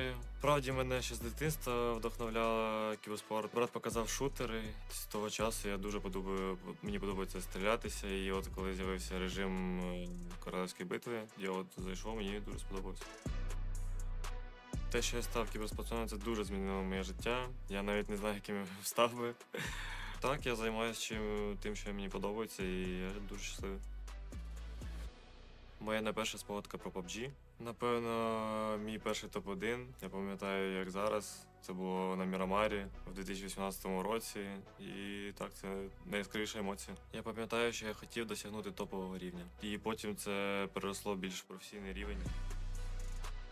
Найбільша емоція, мабуть, з PUBG Global Series 10 у цьому році. Це коли я вбив 1 з 4 17-х. Це найбільша емоція була. Getting on Navi, but Hackatori aware of it, keeping him at base. Good peak shot. Really nice stuff from Hackatori. У мене дуже багато знайомих, які мене підтримують, сім'я підтримує, і після цього моменту вони всі писали «красава», «молодець». Минулий рік ми дуже грали добре міні-турніри в ТПП, і зараз наступний сезон переходить у ТПП уже в основні турніри. Останні зміни, які були, насправді ніяк не вплинули на мій плейстайл. Напевно, що я нікого не буду крисити, завжди буду пушити. Дуже приємно, що фанати слідкують, і я б сказав, що мене мотивує показувати добру гру, бути в топі по статистиці. В майбутньому я б хотів би стати найтитулованішим гравцем у PUBG. На наступний сезон у нас більша ціль звикнути до TPP, і це все. Ми будемо показувати максимальний результат, і нові зміни – це лише краще. Слідкуйте, вболівайте. У 2026 році я хочу виграти PGC. Неважливо, які будуть зміни. Я стану переможцем, це стане моїм роком.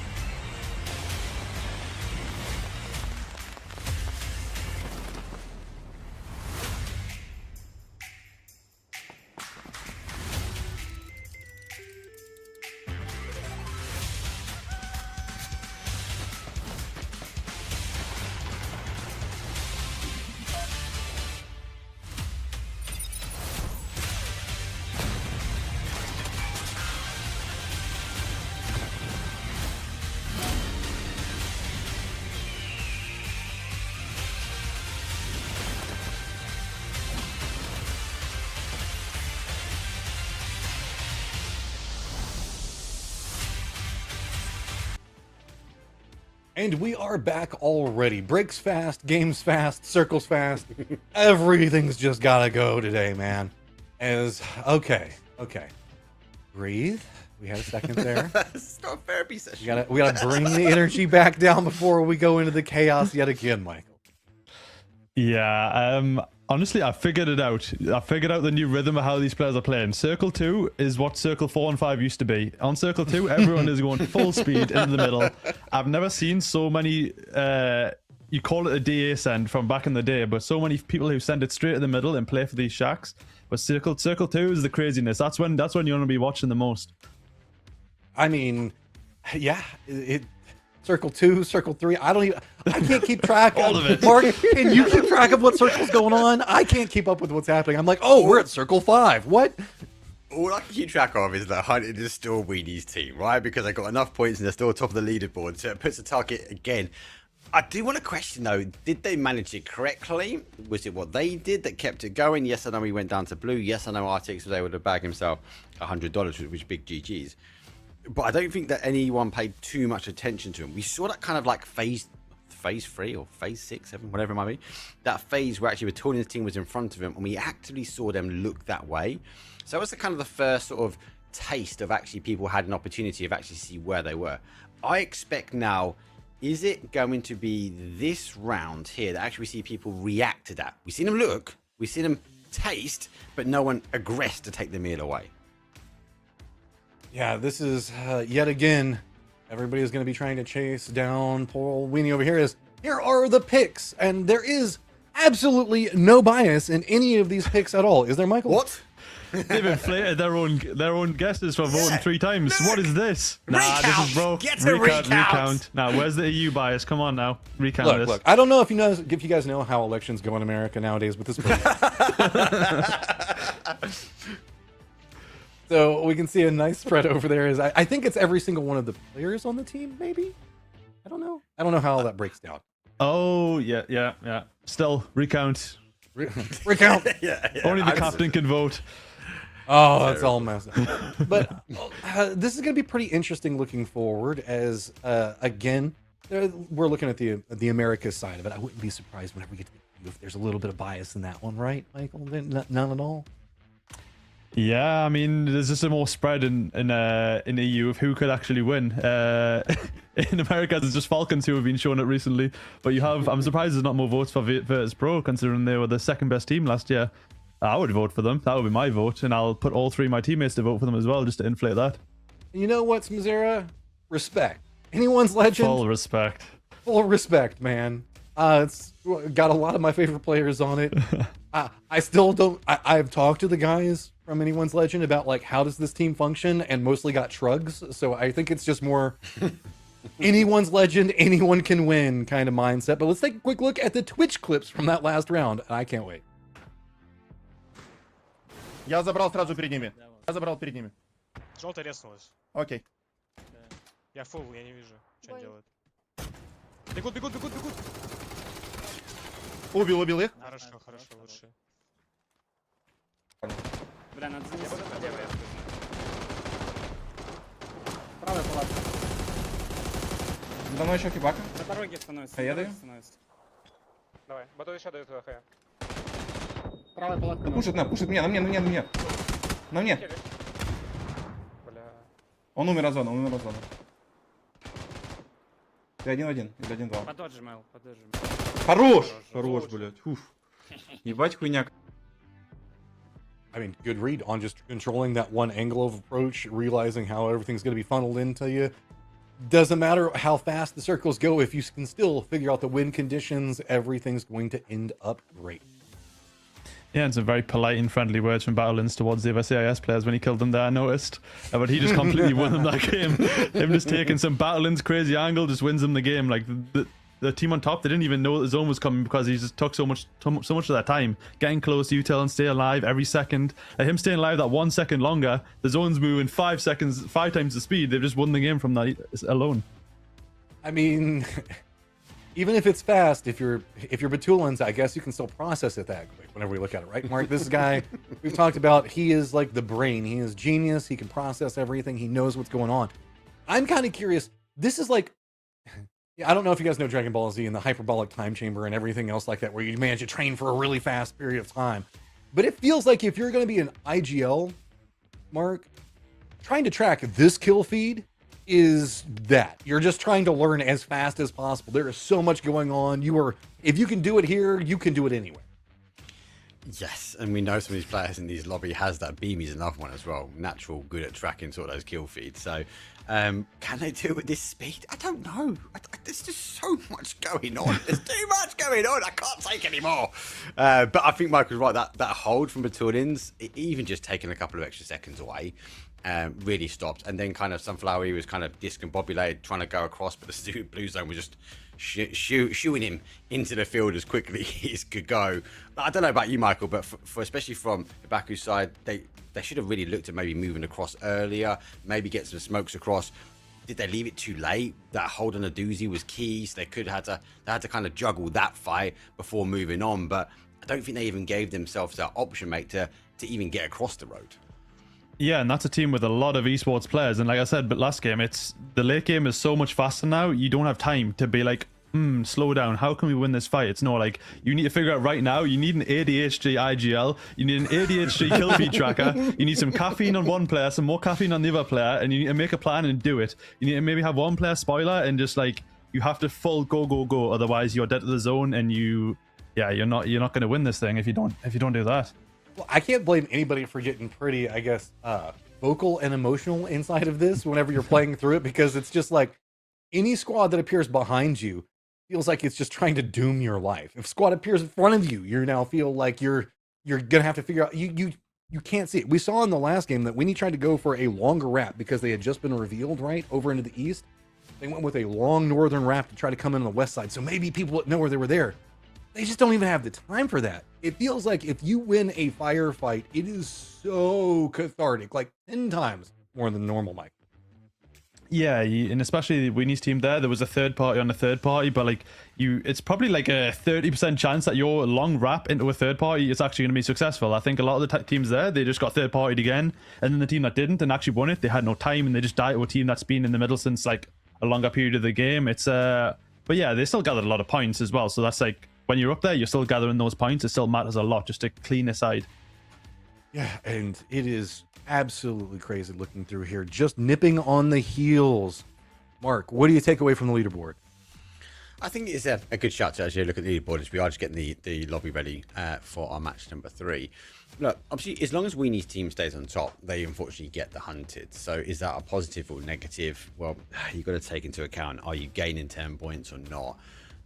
So it's going to allow teams to potentially chase them. But if they go down or they die to the blue, which we nearly did, that can have a massive impact to them actually on the leaderboard. So they're having another roll at the dice, so they have an opportunity to potentially double up. Back obviously with that victory, or that close victory, but the victory of claiming those 10 points, that kind of really skyrocketed them up. Now, what you'd look at this normally, guys, and go, actually, hold on, that's a huge gap, and we're now starting to see them break away. This format, not just the speed, but the ability to claim points, any team, even coming into work, so that right hand side, if they can have a good game, if they can kill the hunted, they're going to find themselves on that left side of the leaderboard. So are we going to see the likes of Obi, are we going to see Corky, are we going to see Zulu or an Aduzi maybe try and actively sneak down the hunted this time? I feel like we had a little sample from that last game. This game I think is going to be critical, and they have the opportunity to gain some extra points. That is a very intriguing point whenever we're looking at this, is if you kind of suffer from success a little bit, right? Is if you're consistently still performing and you still maintain being the hunted, it makes it harder because you don't have those 10 points available and it's offered up to everybody else. It almost provides its own directed catch-up mechanic. And if you're Weenie Squad, Michael, like, how do you navigate that? Do you just keep trying to stack up as much as you can and hope for the top? Or is it almost when you're sitting at this threshold going, if we can surrender this round to let somebody else get in front of us and then we hunt them down in the next one, we could potentially close out the day, right? Yeah, well, I think they got away with it a little bit last game because it's the first game of the new feature, so everyone kind of just feeling it out. But this game now, you look after second place, there's such a big gap. Even like never mind Team 60, like 16th place. It's like after second place, you need to be getting these 10 points from killing him now. Like, and I saw in the loot channel, they posted where they dropped last game. So maybe now they're going to bait it and post where they're going to drop, but not drop there. I don't know. They need to start doing some mind games because I think they got away with it a little bit lightly last game.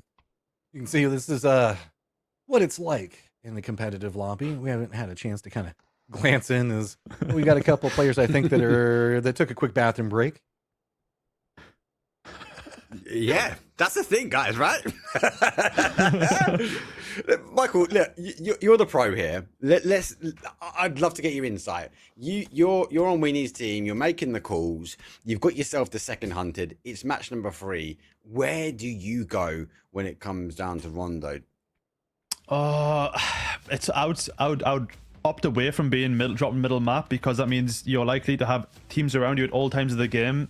You're going to get stuck in a compound, and teams that are down at the leaderboard, they're going to do everything they can to get up the leaderboard. Them 10 points can get taken from 16th and maybe top 8, and then they just snowball from there. I think edge, take an edge spot, you rotate in when your location gets revealed, you split off from your designated rotate and do a complete turn to a different side of the zone. Because I think last game it looked like Battlegrounds team was maybe going to try and camp them in circle 1. And they had a quick look, grouped up as 4, so no one was coming. But I think Weenie's team, like I said, they got away with it last game a little bit because everyone was getting their feelers out and just testing in the new feature. But I think this game, start driving in. Once your location gets revealed, send Weenie off on a little adventure, maybe by himself. You get exposed, then he comes back and regroups. Last game, he was also split off by himself for a lot of it in a 3-1 split. I think maybe as well, just to be like, okay, let's not let our whole team die because they know exactly where all of us are. You go here. Maybe they think it's another team. There's maybe a 4-man stack trying to protect our guardian angel, but yeah, I don't know. It's going to be weird. I don't really know what to expect this game, but I think Sosa and Perfectix are smart enough to make something happen, something smart. You'll see something smart from them this game, I'm hoping. Well, I mean, they did the initial read that we were all kind of talking about, right? Like playing a little bit behind the circle for the first couple of circles, playing a little bit separated with your captain so that way when they get marked, they can regroup.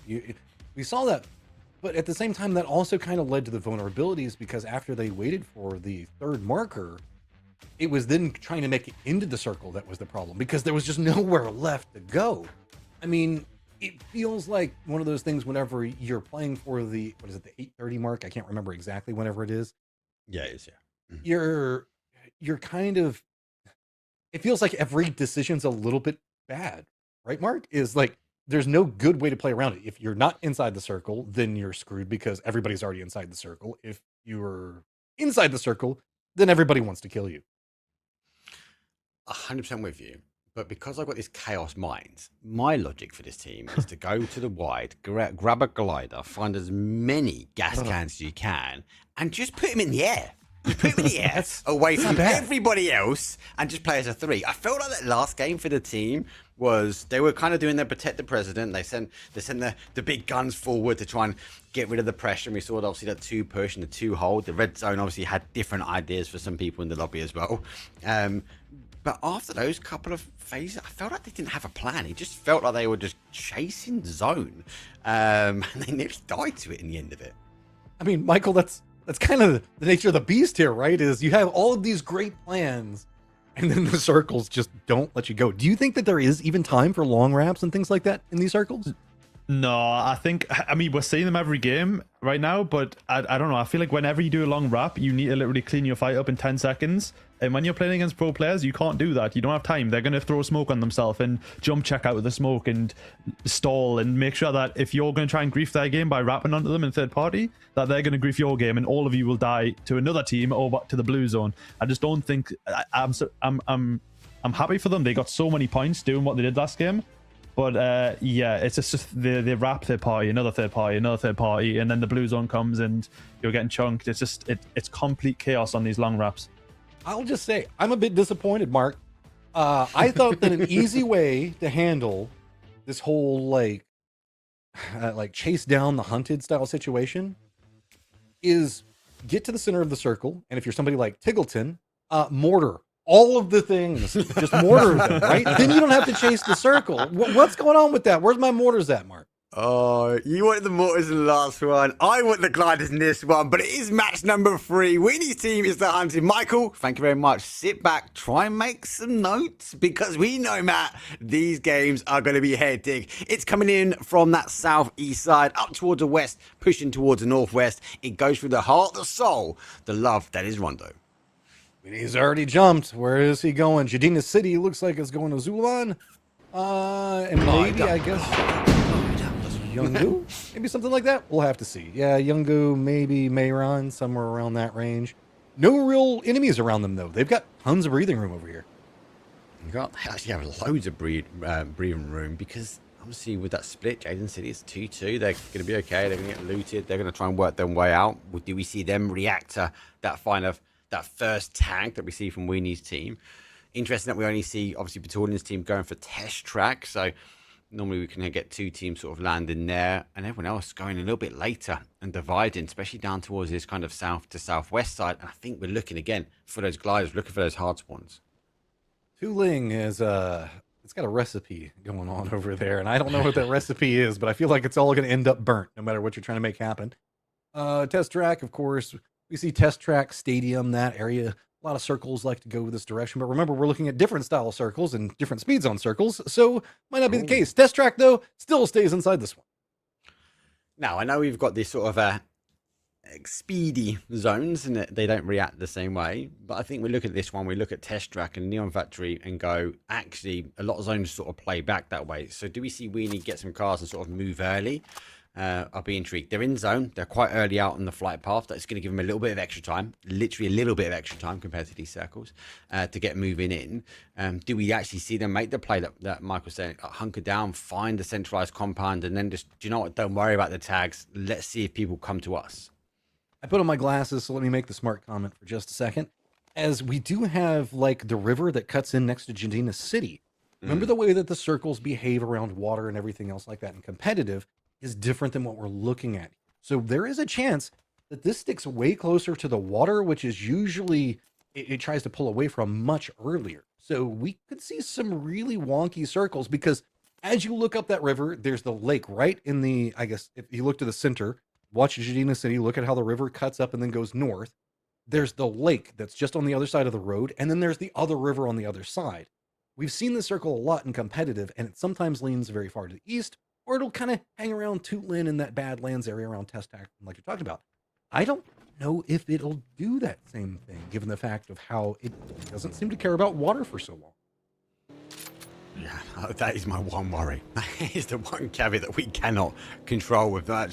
How many times we've casted this map, because the zone could be chaotic. What we can tell you, though, is the Tab, the coach for the Twisted Minds, has already made the move. He's gone to that kind of choke point where if teams have to sort of cross over, they're going to get an indication, actually, which side of the river that team is on very shortly. Everyone else getting the move. Zulu's team does go towards this northeast side as well, so they're going to be applying some pressure. Do they kind of isolate and sort of start to take out potentially Weenie's team, because they've got decisions to make? But at the moment, you're right, a lot of these teams are going towards the river.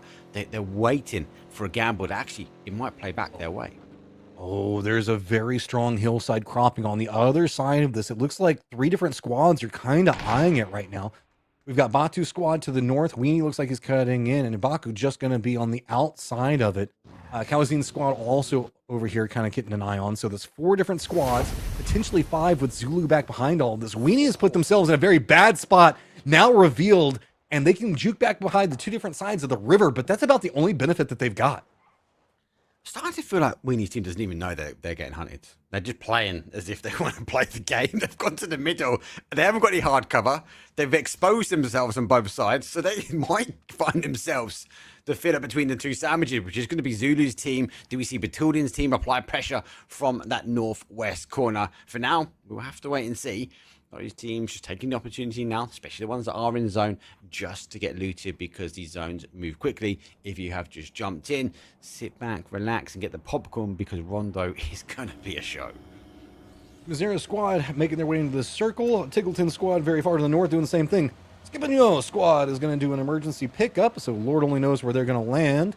Back behind this, Obi-Wan Coyotes squad looks like they're tailing in back behind a doozy. A much quieter game this time around at the start, as I mean, it is phase 1, and it wasn't until phase 2, like Michael was talking about, that things got really, really scary. But this has been way calmer than I was expecting. I think people are going to play the hunt now. I generally feel like the second game, the first game of the hunt, game number 1, let's be realistic, right? Game 1 was her first hunt game. The first one was just a tester. I think people will react and now be making plans because the only time they've got to do it is in these larger zones. And as Michael said, like, it's the speed, it's the chaos that these players are having to deal with. They've not quite had that opportunity, especially around that mid to late game. So they have an opportunity now. They're working their way in. Yes, they need to get the loot, but they've just seen a ping and they're centralized zone, and they know they haven't got any cover. Yeah, I mean, we did see Weenie get marked just a little while ago, so people know approximately where he's at. I was giggling because I was seeing a little bit of a position going on with Skipinyo, but don't have time to talk about that as well. Beep, beep, beep, don't look at my bad driving. Beep, beep, beep, hey, run. Look, no, it was all part of the game, right? He honked the horn enough to scare away Biku's squad member, and then was using the car's bottom as a protection so that way he wouldn't get shot. Yes. It was all about the car horn strategy. Scare him away. It was just it was the noise that pushed the car over. That has nothing to do with the driving whatsoever. Yeah. Well, Kick's team have rolled up on a compound. They know they have a neighbour. And the zone, well, it's just back towards that Neonos factory, but it does hold a huge amount of water still on that east side. And Winnie's team are still split. We are a couple of minutes away. 8 minutes 30 will be the next time that their position gets exposed. And it looks like the call for them is to collapse their 2-2 split. And they are committing to the river. This has gotten a little bit weird, given the fact that so many people were playing along the river. Now the north is very open, so late rotators in Tiggleton, as well as Misera, are going to be very rewarded. The late drops coming in with the emergency pickups also means that Skip and Yo might have a better opportunity. The area to the west is a bit more wide, so you can see that's going to be Pippa and Aduzi already making a very aggressive rotate over there. Meanwhile, the guys playing next to the river just kind of stuck over there. Zulu is rotating on one side of it. Aduzi, yes, is getting harassed, but it's not the scariest thing. Skip and Yo has made landfall. That is going to be example, getting some good vision on it. Got great vision there. Skip looking to try and find another knock. Boonage though, and Gats go down. Beamy finds two. Aduzi finds Pippa. So again, a lot of these teams now trying to fight multiple angles, multiple fights. Skip works his way around. Between looking to try and crash their way in, though. There's no initial shot that comes through, but the tab goes down. He finds the second as well. And Skip, well, they skip their way around the outside, and it goes head to head, and they are falling apart between his team. Oh, but Bill was fragging his mind out. Now, Skip and Yo, the last one up. So much victory. Oh, Heaven Squad's going to be rotating right between them. It is going to be a revealed position for Weenie now. So realizing that a couple of threats are going to be very close, they can't make the move. All these squads over here are going to be the ones that might want to make the jump in, as well as Kawazines, but they're too caught up on top of each other. With Heaven now involved, Melman's got to defend up his team. They haven't had time to get in the reses, get anything else. Heaven can't really find the angles to get the kills that they want to get, though. We can't find them, but we find another potential fair party. Zera's team, though, is working as well. Ninux Factory refusing to let go of the zone. Obviously, it has been exposed where Winnie's team is, but they are in safety. Skipino, unfortunately, left by his own devices. He finds the opportunity to get one. That's only another point done and dusted for them. And Corky's team also is now going to fall in 15th place.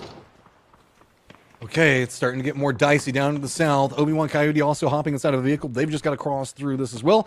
Heaven just wanting to finish this as fast as possible. This is a really big building and is kind of complicated to clear, especially given all you hear is cars just driving next to you constantly, given the size of the circle. So you don't want to make the committal to run inside the building. It feels so vulnerable in there. Marcelet trying to figure out exactly where the players are. Betulins has taken some money damage. That grenade should finish him off. No, he's in the other room, so he's safe for now. Pains looking to try and charge up those staircases. Betulins repositions, though. Oh, he doesn't quite catch the second. Silencer will find him, and now Pains charging, as he knows one player remains. Blue zone nades, I haven't seen those near at all yet, just because of the fact that it feels like the fights are going too fast and you can't really use them. Just really one up. Obi-Wan Coyote squad does get eliminated. Here we go. Pains should have an idea on what's going on. Oh, but Melman with the shotty twice in a row does finally go down. Heaven gonna have a little bit of time to regroup, but only 25 seconds. You gotta get those reses fast. Little time to regroup. The reses have not been sped up, but they've got to make sure they apply them as quick as they can. Zone obviously shifting towards that top side. 10 seconds before we see phase number 4. Jar's team, though, is going to be in the middle of the midst of an EMP, and that's not what you need, but he will cruise his way in towards the outside of the zone. The zone, it does tighten itself down towards the T-junction. Winnie's team is still in, and they are still holding a 2-2 split, but no other teams are coming in from that east side. It's only Tig's team that has the opportunity to swing to their way. It's going to be really interesting down in the south because we're going to end up with a cluster of squads, no real big movement. We thought that this was going to be a very hunted game where everybody was going to be going after Weenie yet again, but he's actually pretty much chilling over there. Life's been pretty good for their squad as all the chaos has been happening more centralized in the circle. Heaven getting heavily rewarded for the push into Batu just one moment ago as they are now pretty centered up, but it's all going to be on the movement. You mentioned it. Tiggleton making that wrap right in front of Smizera, but down to the south, we've got 1, 2, 3, 4, 5, maybe even 6 squads all looking to move. The only advantage to the south, though, Matt, is they've got cover to play. They've got dips and crevices. Tiggleton's team knows there's a limitation here. They've taken one of these positions away, and this is going to be really good sort of game management from them. If they can deal with the final couple of players in the north, Zera's team, they will be okay, and they can actually get a bit of breathing room before moving in. But let's talk about breathing room. Everyone's got to get migrated. Kick, pathing wise, they're going to have to beat those Zulu's team, not even stopping to take the shot, though. They go back the other way. The only thing they don't know is they just come from a danger point straight into another, and Phil Presto finds the opening. Gillikai goes down. The rest of Zulu arrive, though. They get one, they get two, and Jar's team will fall down. Zulu's team finds a position, but they've got to be careful because the blue zone's been dropped. Yeah, Rain was in such a good spot, and then 3 different teams just ran right over him. It's just full-on trample to get inside the circle over here. There it is, chaos galore over into the west. Into the east, it's still so quiet over here. No big firefights that are going to be breaking out for them. Just Kickstart getting very close to Kalenzin's team. A doozy, and then new circle pops, and it keeps right on the edge of Kickstart's and Kalenzin's position. Yet again, marked. It is going to be a Weenie right on the outside of this. And, Smizera, do you have a goal? Looks like they might be focusing up on that direction. Actually, I could disagree with you. I think they were moving that way already. They found it, and they actually then stopped the cars. I think they were just looking for zone. I think they were looking to try and get away from Dixon. Are people ignoring the hunting until the late game? Are people just thinking, do you know what, we can get 10 points from the chaos that the speed of the zone is going to deliver? Because if we find the compound here, Matt, we can find multiple kills. But if Weenie manages to win and get enough points, then they get the 10 points. That's massive for them. Doozy is spotted out 10D, and they're down in this ravine, and it is not looking good. Tons of nades, tons of utility. Just another one down. Zulu making the approach on the other side of it, but Kalenzin's squad defending up good. But there's too many people at range providing some form of assistance. You're going to go for peaks, but Kalenzin's squad just handling the fact that there are 4 squads around him like it's nothing. Sold has put the for sold sign out of this house because no one else is taking the purchase away. Sparkin sees the last player, launches the nade as he goes for the jump. The rest of the guys, though, eyes are on. They're going to try and clear the car. That's going to bounce backwards. And unfortunately for Gillikai, he has a limitation. Looks for the pedicure. But unfortunately for Gillikai, he finds himself in a little bit of safety. But I love the fact that we can see Kalenzin's squad specifically going for cars. Look at how many wrecked cars are around them. Denying any form of vehicle movement for these circles and how fast they are is just essentially killing the other squads around them. If you can remove any access to the later circles, you are just going to be in a great position to be able to maneuver in front and force everybody else to fight right along the blue zone. Here comes the first fight, though, for the hunted. These teams now getting pushed out of the zone. They find one, they find two. He finds a lot of shots, though, in his side. He has to be cautious. Those that might just be jumping in, you'll notice all of our captains are wearing very fancy gear, and everyone else has to be kind of in the all-black attire for a black night evening at the shows. Black ties are on. Fortunately, Weenie, blue zone is now going to force that team out. Hippa, you guys are just trapped out here. No real way to go, and Hippa, the last one up for his squad, has got the vehicle next to him. Weenie's trying to make the run into the zone. Keep in mind, they still have one of Smizera's squad's members still alive back behind them, and that's also going to bring them closer and closer to Heaven's squad, where we found the Batulin's fight earlier. Hippa does get eliminated, and that's going to be from Tiggleton, other side of the circle. He's alright. Can actually find a clear path. Smizera's team knows he's going to try and take it away beforehand. He does arrive, and he has to try and take a pre-fire. The one grenade might give the opportunity to find a salvation from this game. Nate does go back. Weenie has to try and make the move. Right, he gets the knock. Can he get the flush? He gets the flush as well. The one move from the team bags 10 points, and more importantly, bags $100 in the back pocket, though. Protect the VIP. Not the case here. And they're opening, a real big opening for a team like Kick. If they can manage the end of this game, they can maybe take first place. It looked like Tiggleton had the goal to go after Weenie's squad, but they were too late after the knocks had come out, and they just had to make the commitment in. Heaven's team, remember, we saw them go after Batulins in this compound early, and the circles have just stayed on top of them. They have a fortress, and everybody else is essentially fighting for cubbies, shacks, and ravines. Nothing else to be had. The end zone. It's done. It's successful. And more importantly, not just the 10 points, there is money in the back pocket for whoever kills the victim. Now, I suppose for the Weenie's team, they have to now sit back, watch and wait. 40 points is the target. If a team can get over that, they will find themselves in a position. Great nade, great reaction from the re-peek, especially on the right-hand side. Picks up Weenie. He had no cover left. I feel like, though, Matt, he could have stopped to the rock. He just took a little bit too much of a chunk and bit off more than he could chew. It's just too many targets. Like we saw, Tigleton and his team were coming in on one side. Perfectix really had to kind of defend back that angle, deny anything coming over there. It was just the worst timing for everything to go down, and that's the way that these circles are designed. But Weenie, they're not done yet. They may have lost their captain and the potential to pick up that extra 10 points. But Calazine walking right into a death trap. Still, 2 players up, and this squad has been absolutely wrecking faces today. They're not done yet. Top 4, and this is now game management. Great nade comes him through. Perfectix got to be cautious though. Takes a huge amount of hits. Manga needs to go through the top. Goes for the spray though in the outside edge of the smoke. They do manage to get the res though. Sold is holding back up. Needs to try and get the spray, but doesn't get the connections. The smokes will bloom. We go back to the other side. There's a doozy looking to try and charge forward as they've got the bodies up. Well timed on this one. You could see the fact that everybody from Heaven was trying to regroup and get an idea on what was going on the other side of the circle. What was happening with Calazine as well as Weenie, but a doozy just used the opportunity to sneak in. They've now got a foothold inside that compound. The Calazine, they still have to get into the circle, and they have to deal with a squad that just wants any point that they can find at this stage, realizing maybe going for the crest of the hill might be too much, but instead, it's going to be dropped. The Dorito from Heaven doing the damage.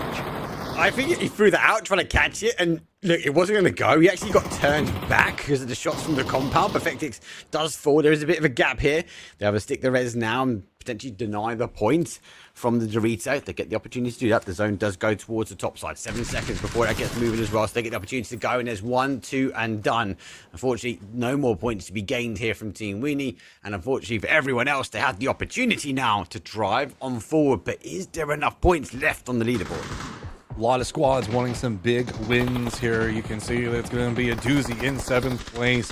Other side of this one, it's going to be Heaven just trying to fight their way up from 13th. Any big play could be massive for them, but a doozy in the squad can't really find their way into the compound itself. They're having to just kind of fight along whatever cover that they can find on the external sections of it, and that means that Heaven has all of the control of angles and points that they want to play from. Marslick up on top of the roof, looking down. Heaven still dancing down below it. Silver's taking a lot of damage. A doozy down. Phil first gonna go down as well, and that's gonna be Heaven taking the win. Heaven taking a win, but I don't think we knocked the top of that leaderboard though, Michael. It wasn't as chaotic, I felt, especially coming in through this game. I thought we were going to see a lot more, I suppose, movement. It was all about the south side, and as these teams got forced into a fight, it was focusing very much on this conflict. Yeah, and I think this was a successful third party from Heaven's team. The third party, this fight between Battlegrounds and BL's team. I can't remember who the captain is of that team, but yeah, it was a really successful third party, and it's 4 experienced competitive players. They knew how to be methodical and clear together, and yeah, free win. Third party in the middle compound rather than third party in the edge of circle. Oh, poor range. Again, he was in a good spot. They had an easy jump into the circle, but 3 different squads all going for the longer wrap around. Like, help me understand, Michael, why did we see everybody in this one down to the south? I know it was a southern lay on the circle, but like nobody wanted to go north. Everyone has the information in front of them that's occupied and taken, so they all try to rotate one way to the other side, and then they're just crossing over each other on the rotate. And it's like New York Times Square. They're just driving past each other, honking, little wave, and yeah, don't go there, it's dangerous. And then the other one's saying, yeah, don't go there either, that's also dangerous. And then everyone just dies. So, Michael, Doritos. I know we joke about how deadly our extreme Doritos in PUBG are. Like, how do you even handle this? Are they as deadly as it happens, or is it just the fact that we play so many games it just seems like they're more deadly than they are? I don't know. I feel like the Doritos are like the modern day PUBG trick shot. It's you kill someone with that, it's actually hilarious. Everyone will stop still and just start laughing in the comms. I would love to hear their comms if they were actually stayed serious. I know Sparkin will be laughing so hard after they get that knock. Oh man, Sparking of all people getting the knock on it. You know, that's gonna be wild. He's gonna be giggling maniacally. Mark, we thought we were going to see people going on the hunt, man. It felt like just staying next to the river. Was that the play that kept them safe, or was it everybody else just playing for late game? I don't know. I can't figure it out. They've been neighbouring. I would have expected this one. Would have hoped for a glider. Didn't happen. They didn't listen to me. That's why I'm not a pro player.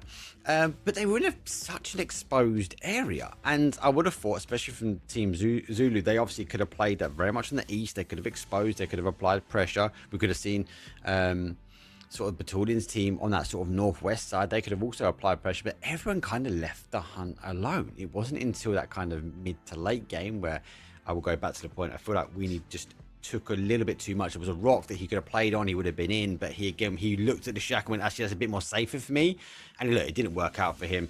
Samira's team obviously played in, and that's kind of when we saw Tickleton's team play for that as well. They would have got the read that actually there's an opportunity to maybe maximize their points in this game. But yeah, no one reacting just yet. I think people are still getting used to the zones.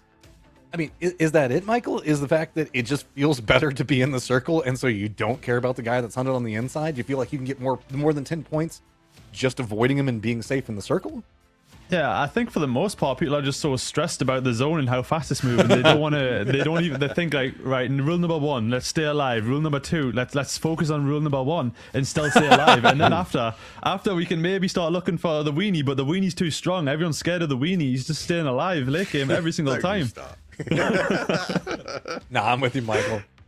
Trying to make as many jokes about it as we are, but we've got still more maps to go, and of course, PGS coming down the way. Here's the way it is all set up. Looking through, Mark, give us a little bit of a quick breakdown on what we're looking at here. I really like this. It is different to what we've seen before. It kind of goes back to some of that old school style, where obviously all the teams are going to come into that Series 1. We're going to see massive groups, and it's all about winning it, which is pretty default, right? If you win, you find yourself in the finals. If you find yourself in the finals, you're kind of getting these points on the leaderboard, and you just need to do, again, the same for Series 2 and obviously for the Series final. It's definitely worth noting we kind of lose a stage as we go from Series 1 to 2 and 2 to the Series final. So, again, we're not going to see the group stages. We're not going to see the winner stage. So, again, it's critical as a team for them to kind of manage, a bit like these crazy zones, to be able to manage their kind of points and those points averages high, because they find themselves in the final stage, they find themselves with double up, which is really good, and they should be then finding themselves going through to the finals quite easily. It all looks complicated, but at the end of the day, it's really simple. Just win, man. That's it. Just get your points, get your kills, keep it basic. Don't worry about the graphs, don't worry about anything else. Play your best, and you don't got nothing to worry about. Yeah, I think the top teams will continue to snowball and be rewarded with gateways into the next tournament, and then the bottom teams just stop sucking forehead. I know, gosh, just why couldn't they just stop losing? It's just so easy to see from here. Well, we're also going to take a quick break to get set up for another frenetic game coming up after this one. See you in just a moment.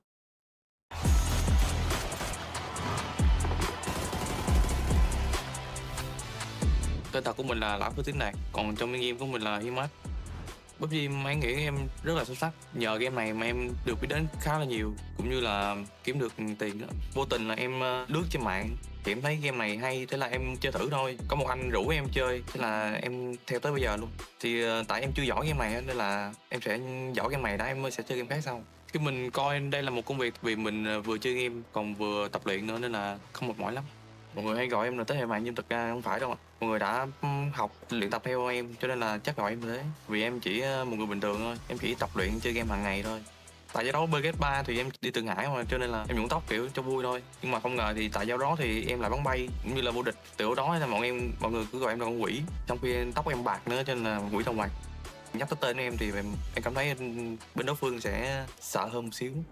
Trận đấu sâu sắc nhất có lẽ là tại giải đấu BGS3 năm 2024 vừa rồi. Em đã có một pha club newbie cũng như là Team Sonic, đội của em được vô vòng chung kết. Thế là bọn em đã vô địch tại giải đó. Tại giải đấu đó là giải đấu đầu tiên mà Việt Nam vô địch. Thì sau đó là vào trong cánh gà thì ban tổ chức có thông báo là em được MVP. Thì lúc đó em rất là bỡ ngỡ, kiểu không hiểu sao mà được. Em cảm thấy rất là vui cũng như là tự hào. Sau chức vô địch đó thì mọi người cũng nhắn tin chúc mừng, cũng như ba mẹ em trên mạng xã hội thì cũng mọi người đã chúc mừng em rất nhiều. Em không nghĩ là bọn em có thể làm được như thế. Cảm ơn mọi người đã ủng hộ mình tại giải đấu BNC 2025. Đây là giải đấu mà team Việt Nam thành công nhất từ trước tới giờ. Cúp này là dành cho các bạn. Trải qua năm 2025 vừa rồi, mình nghĩ là có lẽ mình nói nhiều hơn. Trước năm đó thì mình chỉ tập trung mình bắn thôi. Còn năm nay thì mình đã tiến bộ, nhưng là mình nói, mình con tim nhiều hơn. Về vấn đề chơi game thi đấu thì em nghĩ là như thế không phù hợp. Bình thường em chỉ tập trung em bắn thôi thì em sẽ phát huy nhiều hơn. Còn mà em vừa nói vừa bắn thì em sẽ yếu hơn phần đó. Trước khi mà em quyết định em nói nhiều hơn á, thì em cũng nghĩ là nếu như mình nói nhiều hơn mình sẽ bắn được như trước thì sao, thì em sẽ thử một lần. Nhưng mà sau khi lần thử tại năm nay thì em thấy không phù hợp lắm, thì năm sau quyết định thì em trở lại năm 2024 hơn. Việc thay đổi lối chơi em nghĩ là bọn em sẽ tập trung combat nhiều hơn thay vì bọn em sẽ đi bo. Kiểu thế mạnh của bọn em tại khu vực A Bắc á là FPV. Khi mà đổ qua TP thì hơi khó cho khu vực của bọn em. Nếu như mà cần thời gian thì khu vực bọn em sẽ mạnh lại như FPV thôi. Thì em sẽ đi học hỏi cái tuyển thủ của Hàn. Tại vì Hàn là chơi TP rất là giỏi. Thì em sẽ học hỏi họ và em sẽ thay đổi dần dần. Trong năm 2026 tới thì với tư cách là một tuyển thủ, mình sẽ cho các bạn thấy là mình sẽ nâng cấp thêm một lần nữa. Thì mình cảm thấy rất là tự tin, hào hứng á. Mình muốn thử xem là TP này sẽ như thế nào. Sang năm 2026, mình sẽ hoàn thành nốt bộ sưu tập MVP của mình. Mình sẽ vô địch BNC và BGC và sẽ biến năm đó thành năm của bọn mình.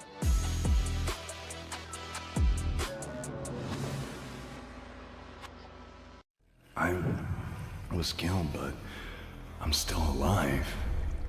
I know.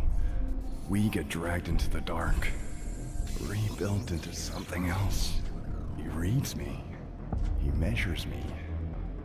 He crafts a weapon made for me. And then he sends us back into a new battleground.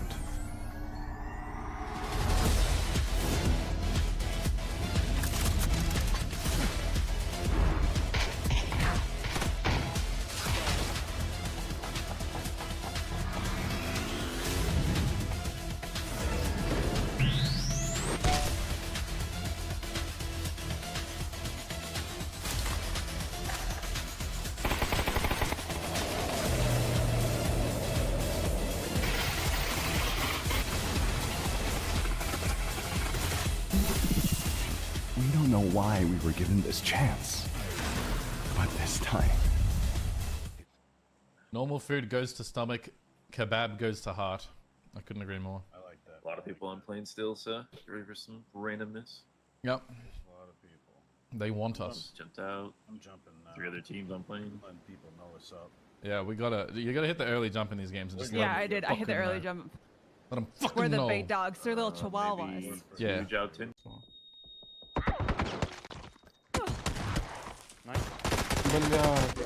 Блять, А чё брат. третий не зарегала, ёп? А едет будку вам. Закатывает будку, будку не зайдет. Дал ему. Он мне хейдает. Я смотрю справа тебя. Если я вышел, я его взорву. Мне доел, у него теперь здесь поинтов. Сзади. Нокнул. Резать. Аккуратно. Пиши. Ко мне иди. Пиши, нормально, есть время. С смычком дайте. Oh, there is a quick glimpse of how chaotic it can be. Okay, we haven't had a chance to dive into this one. So, Michael, how do you do comms and planning in this type of event? Because I feel like, other than just marking where you hope that you can go, that's about the best you can do.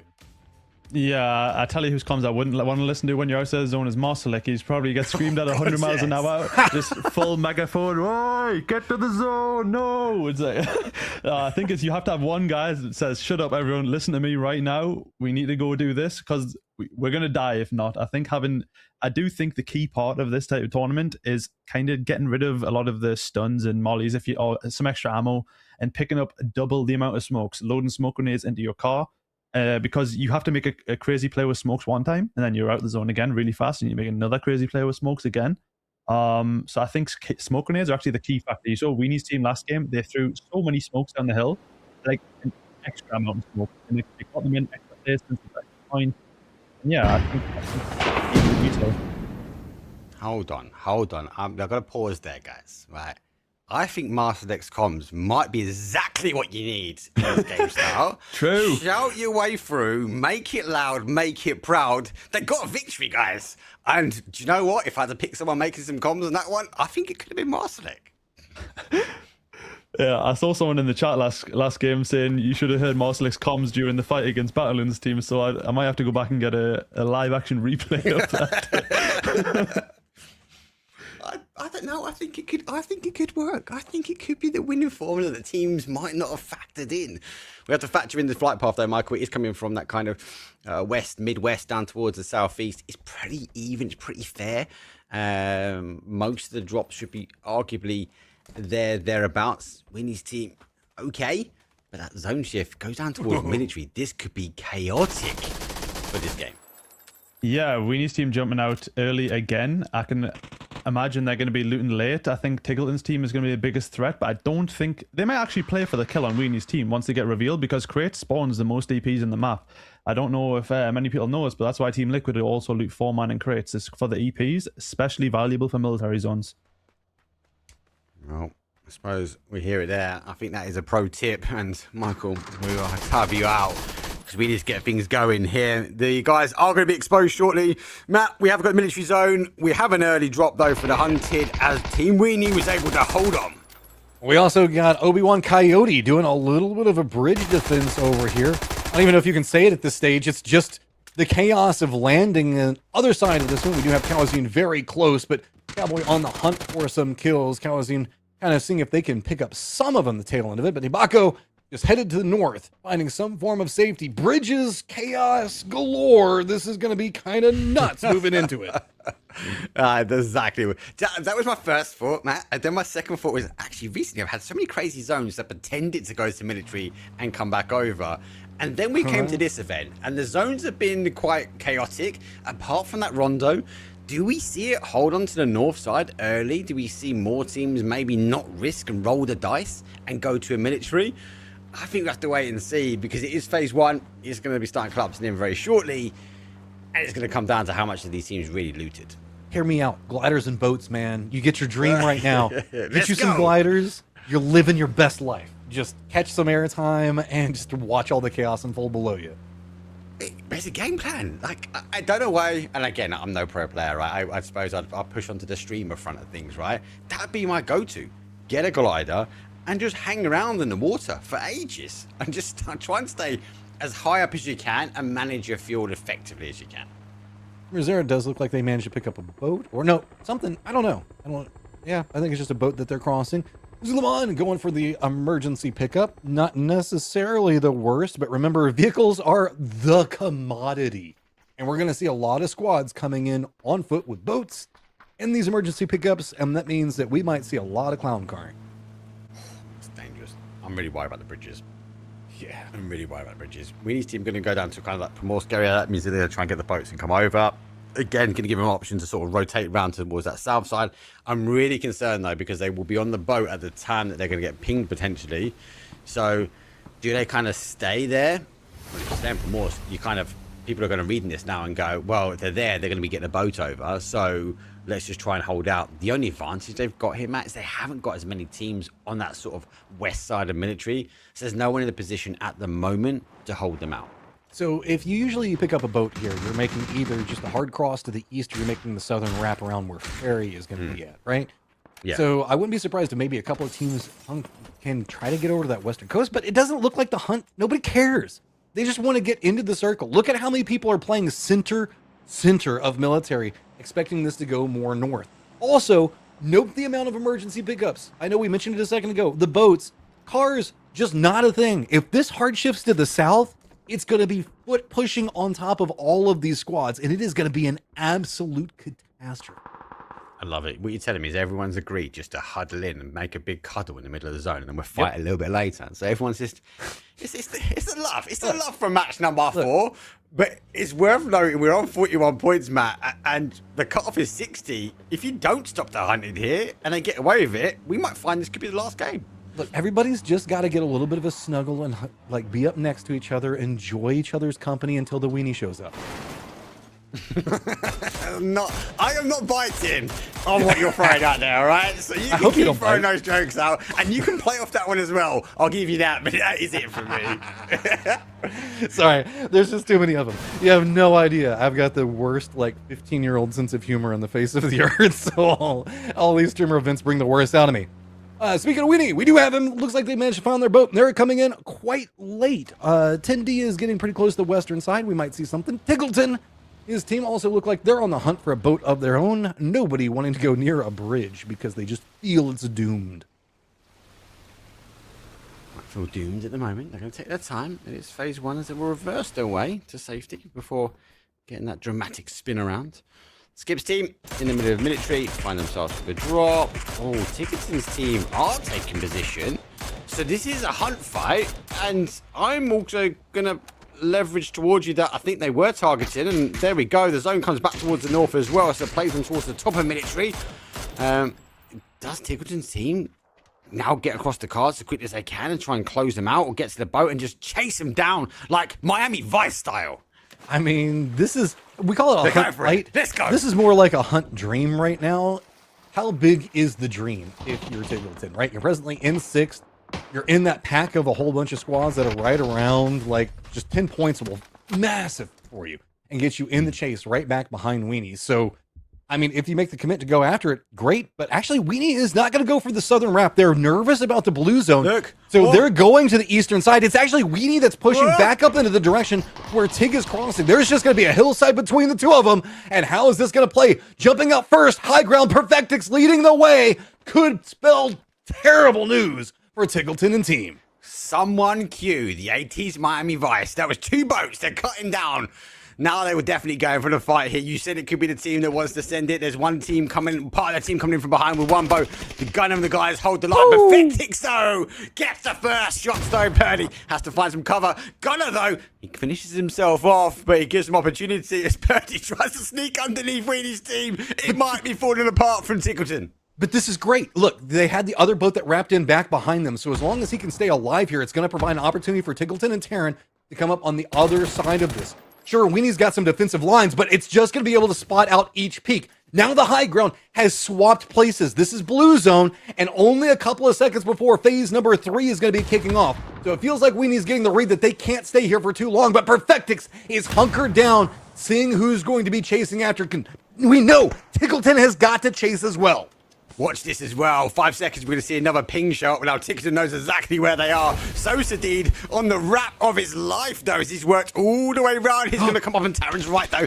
NE second. Protect the president. Well, Sosadid doesn't quite have that in his vocab. He wants to take the aggressive fight. He's taking on Purdy. Perfectix up on the top with the wraparound. Hurt on one side of it, like you're talking about with Sosad. Peeking back forth. A lot of smokes down. Kurt going for this very long wrap around, not finding the information he wants. Looks like he wants to try to use the hillside to get some type of break on it. So said, very beated in right now. So, it might just be going for the car. Realizing the fact that if they can just survive for long enough and they can pick up a car, they can maybe get back in. Nope. It is the high ground. That is what he wants. He just needs to find one. He gets Sosadid out, though. He outmaneuvered Purdy with the knowledge to outperform Sosadid now, and they're going to be down. It looks like we are seeing Weenie backing off yet again. Does he get into the boat? Is the boat even made landfall? It has, so there's no opportunity there. Does he maybe just take the run? But unfortunately, if he goes down to the zone, this is a big fact now. If Weenie goes down to the blue zone and it doesn't get claimed by Tickleton's team, they go down 10 points. You're on 42. Surely they've got it. Even if it's a loss, Matt, push forward. Yes, obviously, you're going to give 10 points to Tickleton's team, but it's about point management. You note the fact that HBKO is down to 1 member at the time. There are some fights that are happening inside the circle, kind of. It's more just kind of harassing each other as we're looking forward. But Tickleton and his crew, they understand what their win conditions are here. They have to make a commitment in, and Weenie also understands it on the other side. Perfectix high ground, low ground's going to be Weenie. The wrap's coming out. Tickleton's going to be caught right in between it all. And here comes the car. I knew it was only a matter of time. Weenie low side of it. Tickleton, here's the footsteps. But if he focuses in, he's going to find himself in trouble. Perfectix gets the shots onto Terran, and now Tickleton finds himself trapped. I think he's realized exactly where Weenie's at. He's going to go for the push on the low side. Does get the knock onto him. That's going to be Tickleton picking up the point. A hunt successful, though. Tickleton there, trying to find as many meds as he can. It is phase number 4, and you know what? He's bagged himself $100, bagged himself some extra points, and maximized out match number 4. 43 points now is the target. Anyone that can obviously work themselves on top, they will take the hunt on themselves, so we'll see yet another game that Weenie will have a target on his back. Here's the circle, and it is 50% water. We've got HBKO trying to cross, but in the middle of it, there is just a ton of teams. A doozy of squads running up Yaren's team is running through the middle of it. Obi-Wan Coyote's coming in from the other side of it. Batu squad still on the outside trying to defend all of the Skipinyo's got to make a rotate here in just a second. Kawazin's going to be coming back in behind Kickstart. And on top of it all, it's going to be Zul'Aman right in the middle of everything, watching it. While a red zone is on the only section of land where everybody's going to be playing from, it is just chaos in this circle. It's like there's been an eruption in military, like a volcano's gone off and everyone's having to run their way to the water. It's carnage though. There's an exchange backwards and forwards to Tabdo, having a look over the top. Loads of water remains in. Battalion hits the spraying, hits the final. And Justin, well, they're going to fall 30th place. There might be up for them. The tab will go down. Honey Badger, Peekaboos over towards the top as example. And Battalion's the final two here for this team as he tries to get Corky in the rotation. There's some big damage, but not enough though, as he'll find safety. Well, for now, there's going to be several members for Corky's squad still on the other side of this one, so Batu on damage control, to say the least. Milliman slowly bleeding out. It is just example in Batu, but we've seen them in this position before. Kawazin can't even make it down inside the circle. The other side's a problem, and it is just too explosive over here. Pippa's on the other side watching it. Kickstart, they still need to get into the circle. He's the last one up, but it's just coming out of these hillsides into the open fields, and everybody can see what's going on. In the middle of it, it's going to be some Smizera squad seeing it all and absolutely unloading on everything that moves.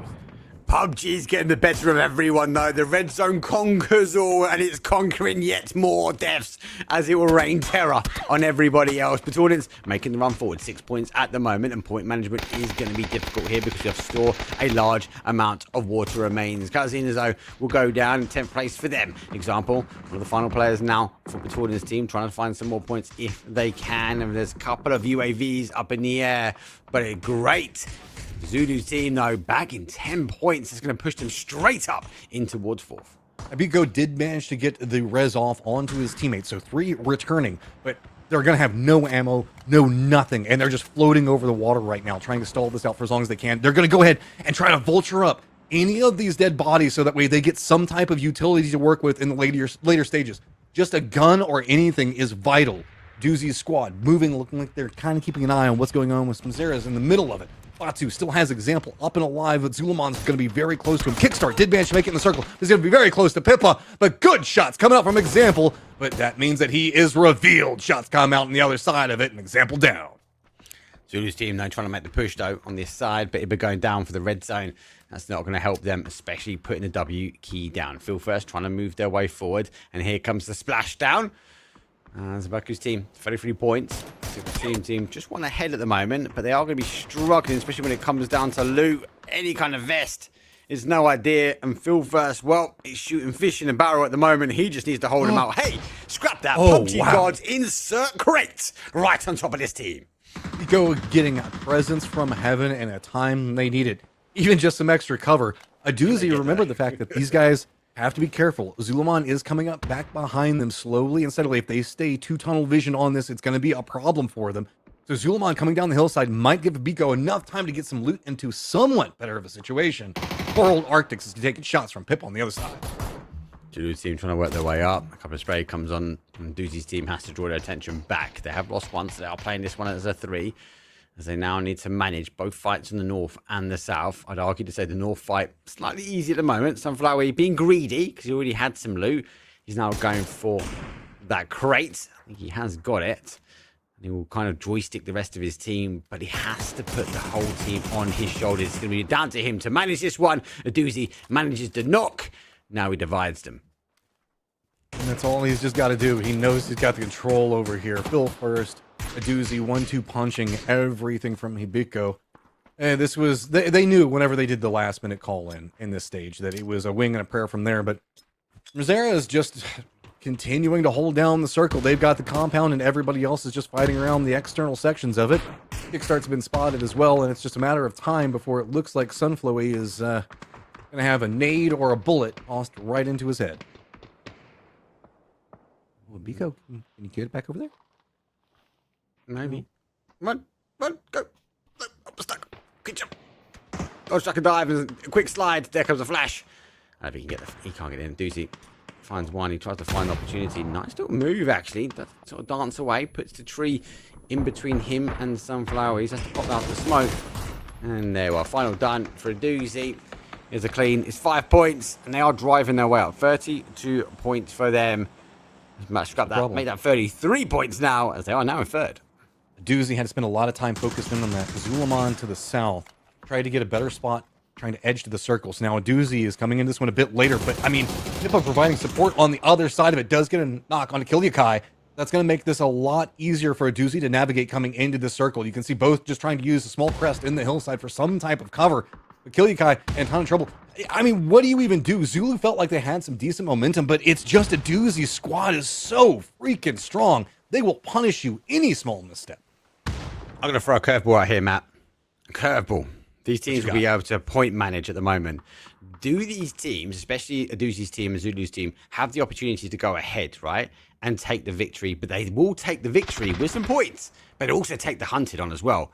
Do they just fall shy? Do they try and get as many points as they can to get close to 43 points and leave it there and not have that target on the back? Or do you think they're going to full send it, get the win, get many points, and they don't care? I'll take that. Oh my God, what a grenade comes out! Shimazera's team denies entry for Pippa. Insane play and insane defense. Mirazera just doing a great defense right now. A Doozy and crew hopped in vehicles. It looks like they were trying to send down the same path and decided, nah, we don't want a piece of that. Nades coming up big right now for the defending squad, but it is now just lined up one side. It's Mirazera on one side, and on the other, it's gonna be a Doozy. Compound control, but never count out a Doozy. Great spray coming up. Ermax down on the other side of it, but this is still just neck and neck. 2 up on both sides. Yeah, 2 up on both sides, but Shimazera's team has the opportunity now to get the res back on. It will be a 3 versus 2. Mark, I don't think can be resable at the moment. The dot is going to be pretty much where he lies, as they will now reposition the car. Try and find an entry now. They go for the drive forward. A Doozy down to a 2H as he's on 29 HP. He arrives. He gets catapulted ahead of time, though. But he gets catapulted into the guns, but field first there to defend the day. He's the final body. It's a 2 versus 1. He has 14 minutes left in the chamber. He goes for the opportunity now to take the fight, but it's not going to be done. The compound will hold, though, and they will hold the line. Shimazera, though, outstanding grenade. They don't get all the kills, don't get the steals, but they get the victory at the end. Zuluman, stack of kills. I mean, these guys were fighting over there into the east, and what we saw just south of a Doozy and his team, very crazy setup whenever you look at this, Michael, is, I mean, we finally saw somebody go hunting. At least we got that one, Michael.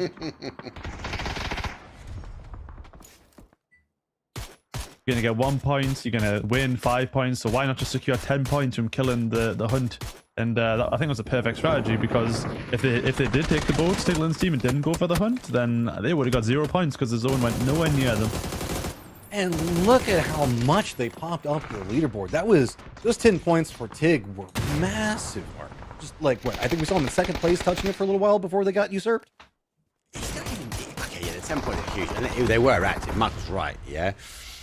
But it was how they did it. They knew exactly where they were. They had the ping in Primorse, and at the moment the ping happened, if you obviously get the opportunity to see a little map feed because we're sneaky, right? But at that time they split. Tig's team split into 2. 2 of them actually went towards kind of the beach. They went to take the fight. They went to try and catch him in the boats. The other 2 instantly went to that ferry pier because they knew there was a hard spawn boat there, and they wanted to try and cut the approach off. So I really like what I saw from Tig's team, but it's the first time we saw someone proactively going after those 10 points. Here we look at the top of everything. It is crazy up here. Remember, we are playing to 60 points, and that'll be the end of the day. We don't know how many games it'll take. It's just back and forth. Weenie's still holding on to first place and continues just to be harassed by everyone. Mirazera, great game after that last one. Going to be in second place at 37. 1 point back behind that one's going to be a Doozy. Zulaman off of a massive set of kills. Going to be just 2 points back behind that. Diggleton, after the hunt, going to be in 5th place. But Hibako, who's been holding down second for quite a while, has a slide down into 6th, Michael. Yeah, I think there was a lot of good strategies from a lot of the top teams this game. Hibako stayed alive solo because they died 3 players to Cowboy. Circle 1, he revived. They all stayed in the sky as long as possible. They landed in the water. They were just like clinging on for dear life. Tiggleton going for the hunt player. Smerzira, his team, surprisingly, had a top level pro hold of their compound, and they're all getting the 1v1s. They're all like getting multi-kills of util, the absolute util gods. There was a lot of individual class and good performances that game.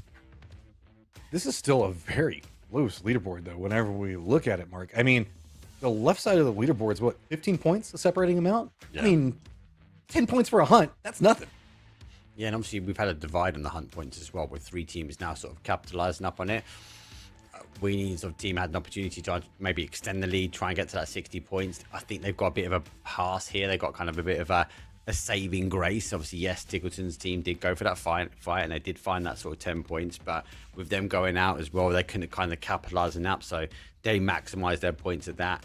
And I suppose the best outcome from all of that, Aduzi's team and Zulu's team not getting the win, they might have closed the gap up. So again, a bit of a reset, another opportunity. But more importantly, the best thing, Matt, is we get more games.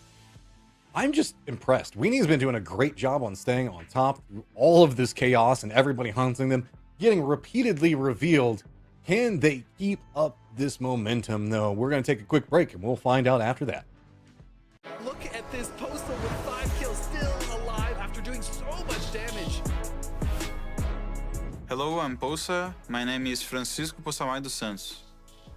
I went to PUBG after playing other FPS games, so when I started playing, I saw that I could be a good player. There is a lot of dynamics because the game isn't always the same. Every match is different. Moment when I started playing, I was so nervous playing, and I feel so adrenaline when the game is almost ending and the safe zone is getting smaller. This is a feeling that only PUBG makes me feel. Usually I'm very calm. When things get loud, I usually take a breath, and this helps me a lot. In the beginning, I was just playing casually, so I started playing solo when the game was released. In 2020, I think, I started playing with competitive players and getting better. This choice changed everything in my life. I'm having the opportunity that a few people have in their lives. Right now I'm living the dream. I am traveling and playing, and this is very important for me. I will say the last regional, the PAS 5 last year, that was a good tournament for me individually. Poça has been an absolute menace here so far in this game. 5 kills to his name. So this year I have a new role in the team. I'm a support. I can see that I am always increasing and getting better and looking for evolution and be the best on this role. Now that the league is transitioning to TPP, I think that the casual players will have more interest to watch the competitive scene. I think we are confident, but we have to adapt to the meta. We are going to look to get better, so I have to think outside the box. For the fans, thank you for the support. I see you guys on 2026. I would like to reach a new level of achievements that I have never had. We will do our best. In 2026, I want to win both PNC and PGC, and I want to stand in the center of the victories. I want to face any changes and make 2026 my year.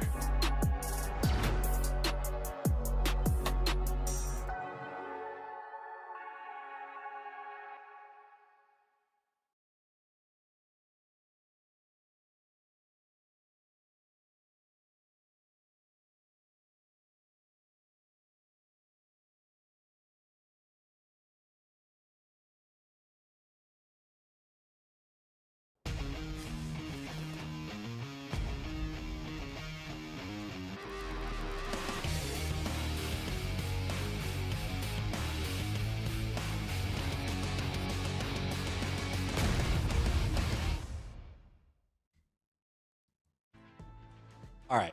So I'm looking through the script of what I want to have happen. I'm imagining a world where there's 2 more games. The next game, somebody finally surpasses Weenie on the leaderboard. And then to cross 60 points, Weenie still picks up some points in the last one. Weenie gets to hunt down whoever's in first, and that's how we cross the 60-point threshold. Cinema. I'm calling it. Let's have it happen. I mean, it would be deserving. It's like the champion, then he gets dethroned, but he gets it back at the end, like the love of his life, you know. It's I mean, Weenie has to win, surely. It's part of the plot at this point. I mean, is there a way for him to not, Mark? It's not going to happen. Stop it. He's winning at the moment. He's going to keep winning. That's what we wanted to see. But there's only like 5 or 6 points. It's fine. I like it. I get the logic. But I don't want him to take the foot off the gas. Like, whoever, look, he's got how many teams that can kill him? up until Hibiko in 6th, if somebody kills him, Mike, that's going to be it. Like, they're going to get surpassed. So it's that close right now on the leaderboard, and it's mostly just off of everybody kind of ignoring Weenie except for Tiggleton. Take that joke however you want to, Michael. Oh yeah, don't worry. I was ready to roast him if I didn't have to be PG. I would have roasted Tiggleton for that one. Yeah. Oh no. I mean, I think they might be feeling some pressure now, though. This is the tightest it's been all day almost. So we'll see. I think people are starting to catch on a bit that killing the hunted is it's the way to shoot up the leaderboard.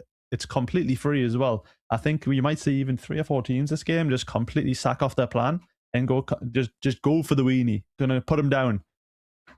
I mean, we know the fact that weenies can respond under pressure, but sometimes if it takes too long, it just gets explosive at the end and just kind of deflates under it all. Oh yeah. No, that too well. I'm not going to stop. It's going to be 2 days of this. I'm letting you know. Everybody in chat, I am not done. This will continue going the whole way. But we have a circle that is all the way down into Drumstick Island, Michael? What? Yeah, let's I want to see Weenie Squad do a fast rotate here. Get down, get out of the way of everyone. I would be shaking in my boots if I was them right now. They have this is the first time they haven't dropped on the edge of the map, and they're actually close to Circle 1. All day they've been chasing the zones, and now they're just starting to get hunted properly. So you'll see. Marcelik and Shane Doe. This is a duel for the ages brewing right here. It looks like Marcelik's doing some looting.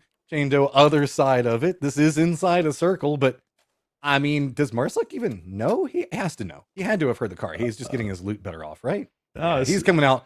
As soon as Marcelik sees, he goes, "Guy me, comes, he's guying me." That's Marcelik's comms right now. Guy, dead. He's dead. Easy. This is Marcelik right there. That's a free point. And it's for good him. impression. I mean, he is the land beast. It's been a while since we've seen him at land, but Marcelik makes things happen on land, outside of game, and in game, both. A thing to note though, Zulaman is already down in Partona. A doozy already in the foothills. This is a potential big game for them right off the start. And 10D, I don't know if you want to go that close to a doozy. Yeah, I think it's Chris and Kilikai, those type of players where they do those freaky little plays. They're like intricate little plays that seem really clever, and they're definitely playing for that South Shrink, and it would be quite hilarious if it goes down there. It would make the game so much more hectic, and it would fit this point system and format so well. This is intriguing because there's a lot of territory, right? You know, we should kind of give a little bit of a circle breakdown. Technically, are you counting out Drumstick Island and assuming the fact that we're just going to stay in the foothills right along the coastline? No, the PUBG gods have lined it up perfectly. Everything chaos needs to happen, and this is how it's going to happen. It's going to go down there, and there will be 5 players alive on Circle 2. I'm predicting it right now. I mean, there you go. And look, then it leads into the weenie destiny of somebody finding him, killing him, and then we go out at 60 points by them getting vengeance back. Perfect. I love the way it's all playing out. I totally did not write a script for all of this to happen. To the north, nobody's really rotating yet. Is it just due to the fact that the circle sucks so bad that you might as well just commit to more loot? Or is it you just don't care at this point and you just gotta go wherever you gotta go? I think Miramar is that map where, since the zones are so fast, Miramar is the map where the rotation paths aren't so clean, so it takes longer to get to the zone, and so you might just see a lot of people actually just getting in as the zone pops. But he has Marcelik in another intense situation, and I will mimic his comms again. Guys on me, I need help, I will kill him easy. Guys on me, comms, guys on me. This is Marcelik right now, and he's going to win it again, because he's a boss. Oh my god. Called it, but here comes the doozy back behind. Finally takes down the raid boss of Marcelik, who's been harassing everybody around him. And I guarantee you, whenever he went down, it was quiet. Yeah, he got his. I'm proud of him. Proud of Marcel. I mean, a couple points here and there.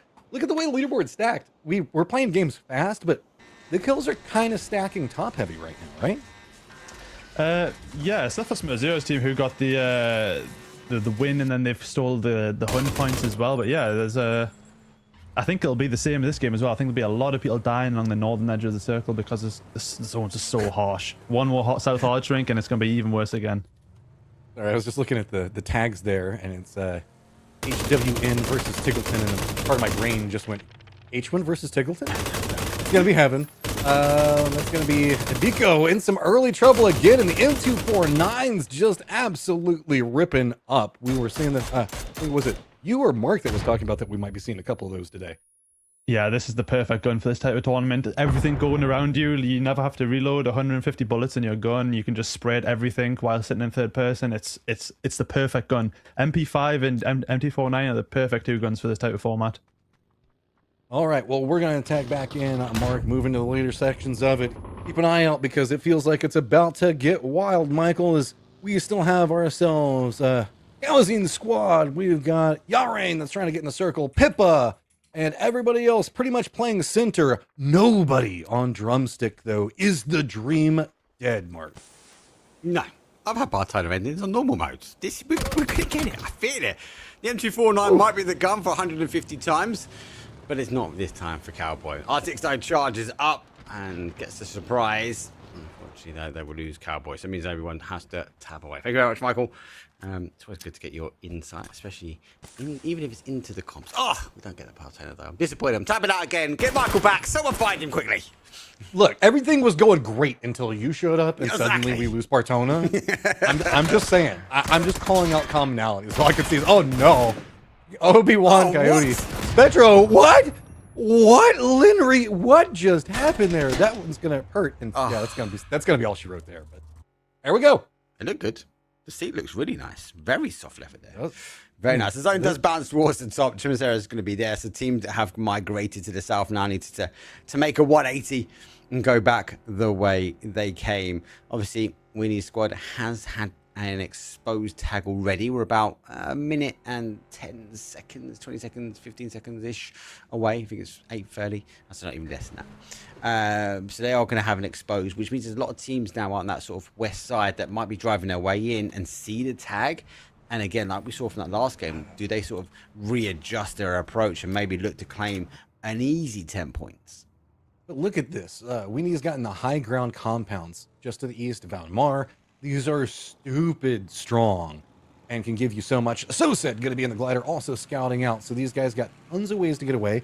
Yeah, Smizera is going to be very close to Winnie, but it's going to be so vertical, it doesn't really matter, right? And unless Smizera just really wants to make the commitment up whenever they're marked, it's so hard to deal with. That said, there is just a couple of points between them, so it could be massive. Perfectix getting the raid down below, realizing where the rotate's going to come from. This is the vulnerability to this location. The roads are going to be the way of approach. Are they just going to try to make sure to defend? And it does look like Smizera doesn't want to go, but in about 10 seconds, they're going to get some information that they might want to turn around there. Exactly what I'm saying. Will they turn around? I'm just interested to see what Winnie's got in the glider. And so he's up, is up in the bird's eye view. And zone shifts away. Now, actually, with the zone shifting away, do they react to this now and try and cut them off? Do they try and race to zone? Because it does migrate back towards Los Leones, back towards the east. Tosedido is going to get a hell of a lot of information as he flies over the top of the teams. And we'll potentially look at the next staging ground for Team Weenie. But everyone will also be getting his ping exactly on his location. This is going to be really chaotic as Smizera is just going to get right into the foothold position. Calazin's just going to be to the north of him.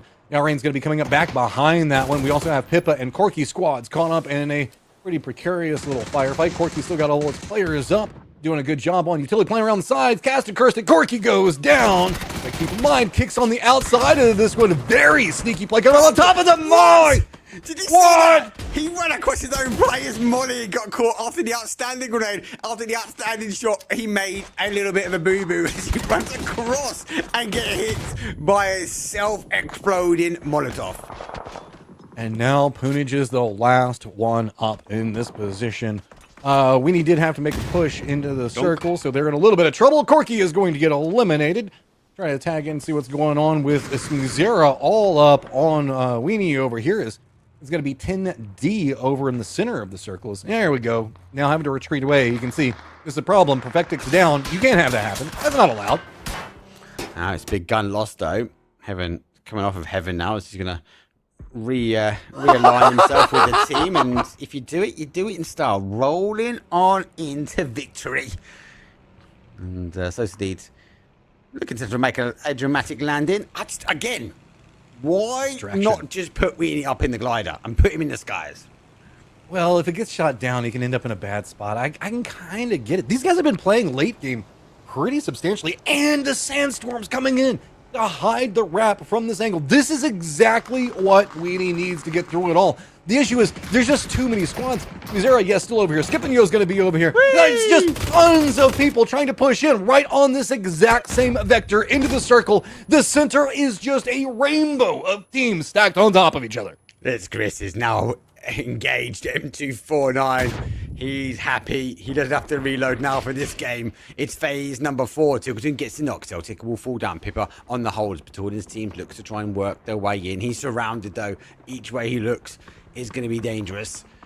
Pippa trying to get that position, but they are on the outside edge. Recall system does come on. Like teams actually get the opportunity to get the recalls in. And Battlegrounds team though aren't too up. Melman and Tab are here. Can they pick apart Team Pippa?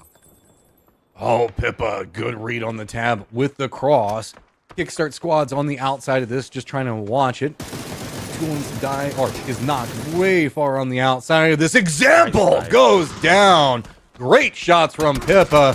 And now it was just down to the 1v1 between them all. Peaks between. The window reigns supreme, and Pippa walking out. Blue zone on top. But his reward is going to have to deal with Kickstart. Problem is they haven't got the ammo. Now the zone's shifting away, and it's just mid-territory fighting, right? They haven't factored in the potential move from here. And now, yeah, Kick is going to try and hold out. Some zero, though, for Heaven. Holds. We'll have to pop a couple of smokes. Has to wait for them to bloom first. Phase number 4. 5 seconds away before we see phase number 5. But they're going to be cautious. Again, team's position shifts back this way. At least they get a bit of breathing room. But Weenie's team is exposed, but I don't think it matters because they knew they were exactly just rolled in. This is beautiful. I mean, the hunted becoming the hunters right now. They've got this great high ground ridge line that they can play. Rizera was trying to look like they could cut him off, but oh, try to go for the crate. Is that going to get punished? He just has to run down. Heaven has some vision on a Perfectix. They've got to keep him alive. With the smoke wall down, where they were trying to look down into these crates, it's made it to where there's no good defense. The blue zone's right up on top of Weenie. That's going to be a lot of damage. But like you were talking about, it's so close. But look how fast this is ticking. I don't even know if he can make it back in. This is going to be hard. It can't be minus 10 points. It can't be minus 10 points. He had to dart his way through. The smoke, well, is starting to bloom. But unfortunately, the blue zone is not going to be helping. He's getting pushed out towards the other side. Fortunately for Protecting, he's going to fall. Weenie's been caught out in the open, though. It's a long distance to come through, and it's one and done. The hunt fight has been converted, and Simzera's team finds themselves, though, another 10 points and $100. It's the first team that's taken out Weenie's team twice in a row. Frank Guy does manage to pick up the kills at the bottom of it. So between the exchange, I think that's going to put Mizera 1 point ahead for the time being. Everything else in the circle is pretty settled except for Pippa. Pippa's not inside the safe zone yet. He's going to be tailing right back behind Kickstart and the rest of the crew. Gallozin's got control over to the east. We need pretty weak over here to the west. Skipanio down to the south, pretty close to Tiggleton. And it's going to be Heaven and 10D to the north. And I think that Hibako had no loot. No. But it looks like with his team now still putting points on the board. Kick confirms that Zulu Man today is also looking to try and drive up this leaderboard and catch up to Team Zulu. 100 days, they are in the middle. They've been deploying the shields, closing the door. They have to try and lock this one down. As they do find themselves, though, in that next zone. A lot of teams in the south have to rotate their way in, but it's going to be a fight for the high ground. 1,000 days, you can see that they've got a lot of territory control inside the circle, but that road down to the bottom is going to be the bait for a lot of these squads. Specifically, you can see it looks like Heaven might be going for the wraparound. Weenie already doing the same thing. Skipping Yo as well as HBKO could be the tail end of all of them. Tiggleton, though, they don't have too many options. They've just got to push right into Zulu's pathing, and this could be timed perfectly because Calzin's hopped into vehicles. They're trying to go for a cross. Kickstart going on the other side of it at the exact same time. If you're going to go and your Tiggleton squad, this would be the time to do it. Zulu very caught up, too many different angles, and Heaven just rolls right into floor and drops him. Drops him down. This is people fighting for position quite early on. Sociedito finds one as well. He extended forward right into the middle of the zone.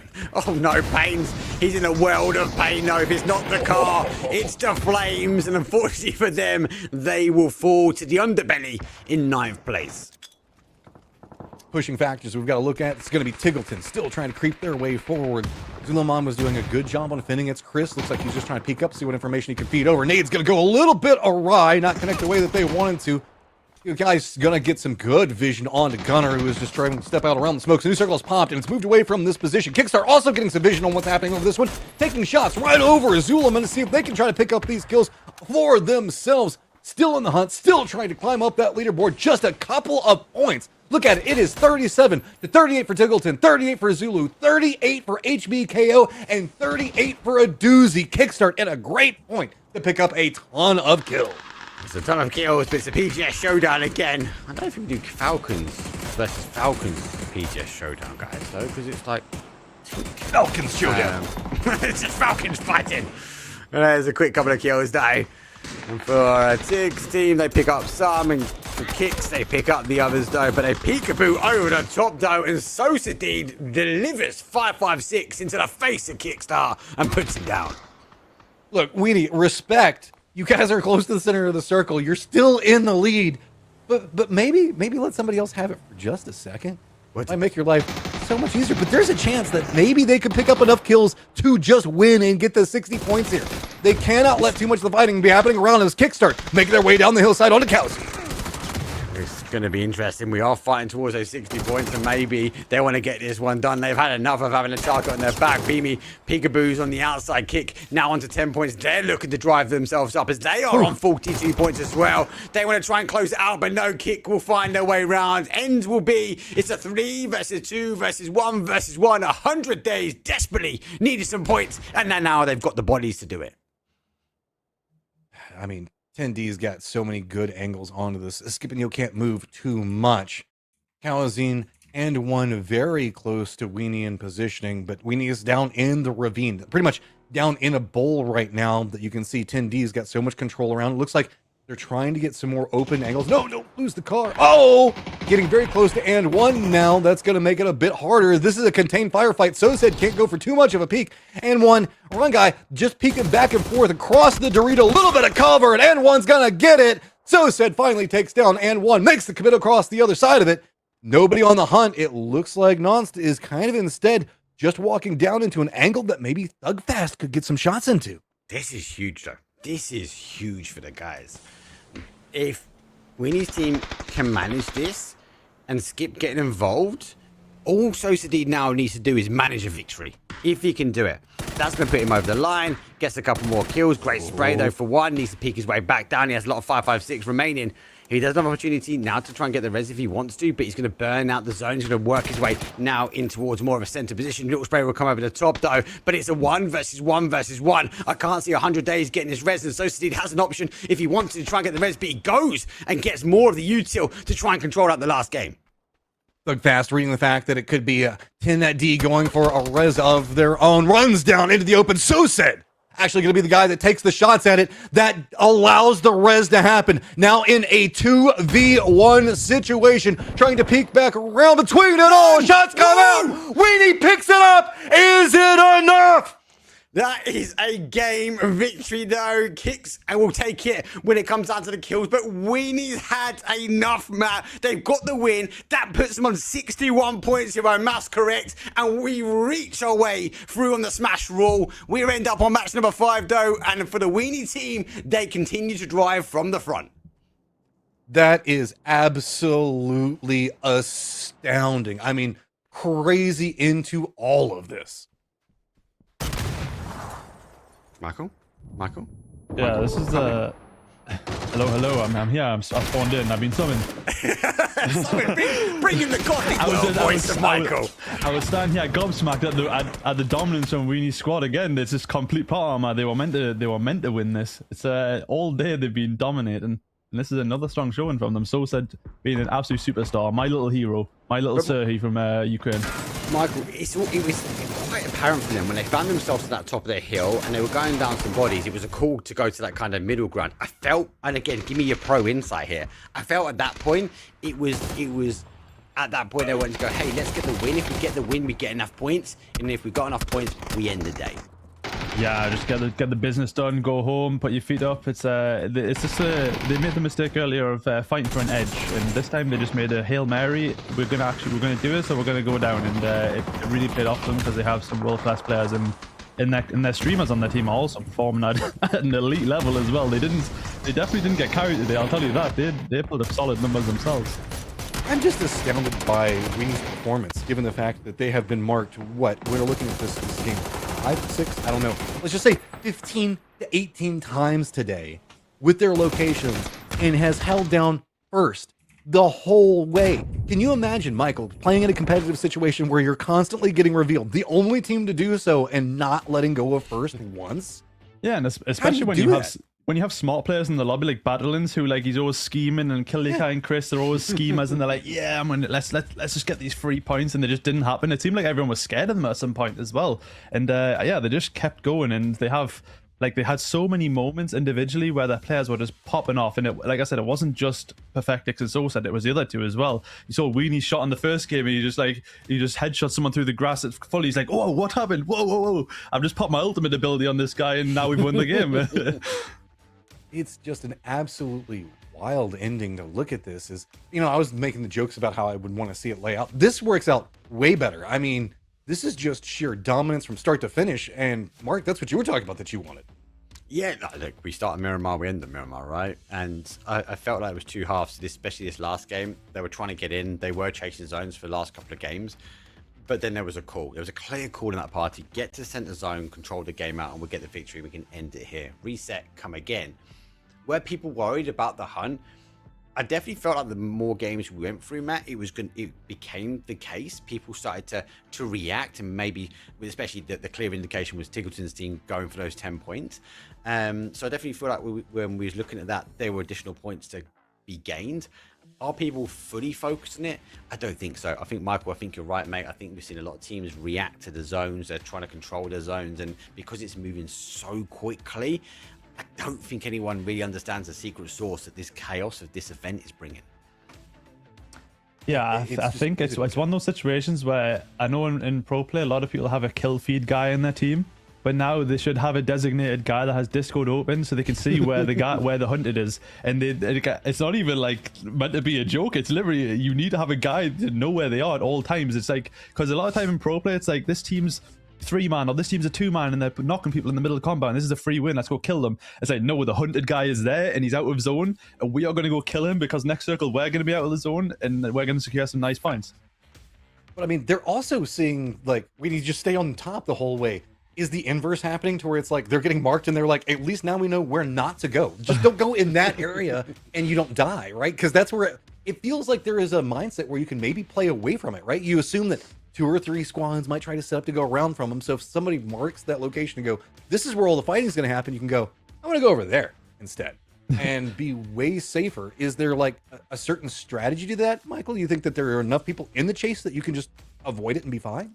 I don't know. I feel like whenever they first get marked, you see on the map, a lot of people just look that direction and then maybe start like hinting that they're going to set something up. But then they just like, I think on the Rondo game, Killikai's team insta went to Youngu to try and hunt them down, and then turned around and avoided them the whole game and ended up in the full south, driving past each other, you know, New York taxi style. And it was just, I don't know. I think going into tomorrow, people should definitely have that guy that just calls out where the hunted is all the time. So whenever you're out of ideas, you have that no matter what. And even if you drive to them, you drive past all 3 of his teammates shooting at you until you see the guy in that PNC outfit, and all 4 of you bomb onto him, no matter if you're going to die or not. And that should be your plan. If you're out of zone, avoid his 3 teammates. They don't matter at all.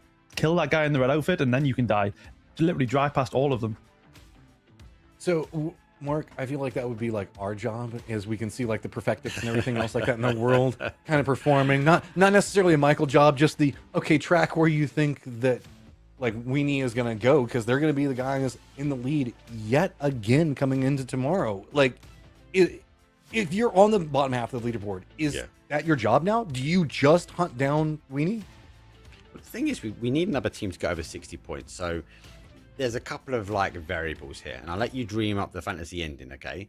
But if a team early games tomorrow get above that 60-point mark, and then obviously they start driving towards those 80 points, and you'd expect those sort of top 3, top 4 teams to kind of be in that position. then we'd be ending quite early. I think there's opportunities, and I think there's opportunities to be had for some of those teams on the right-hand side of the leaderboard. And let's be honest, when you look at the rosters that are in there, like, they all have the capabilities of doing it, even if you're low down in 15th, 16th, or even 14th place, right? Because one game, by taking those additional 10 points and then going to get a win, that's a huge game, and that will put you straight into that kind of mid-pack, and then you just need to control the games out. I do feel like tomorrow these teams have to put a target. They have to deal with the hunt, and the hunt has to be on Weenie's team. Yes, they are great. Yes, they got pro players, but they managed it with pros and streamers. They had this balance, which was outstanding, but no one really challenged them. I mean, it's Weenie's just dominant right now. What else can you really say other than that? Looking into tomorrow, Michael, do you think that people are going to be like looking back and doing VOD reviews for this type of thing, or is it just too much fun, too silly, or does pride take over? If you're Batulans, are you just like, I can't let him win?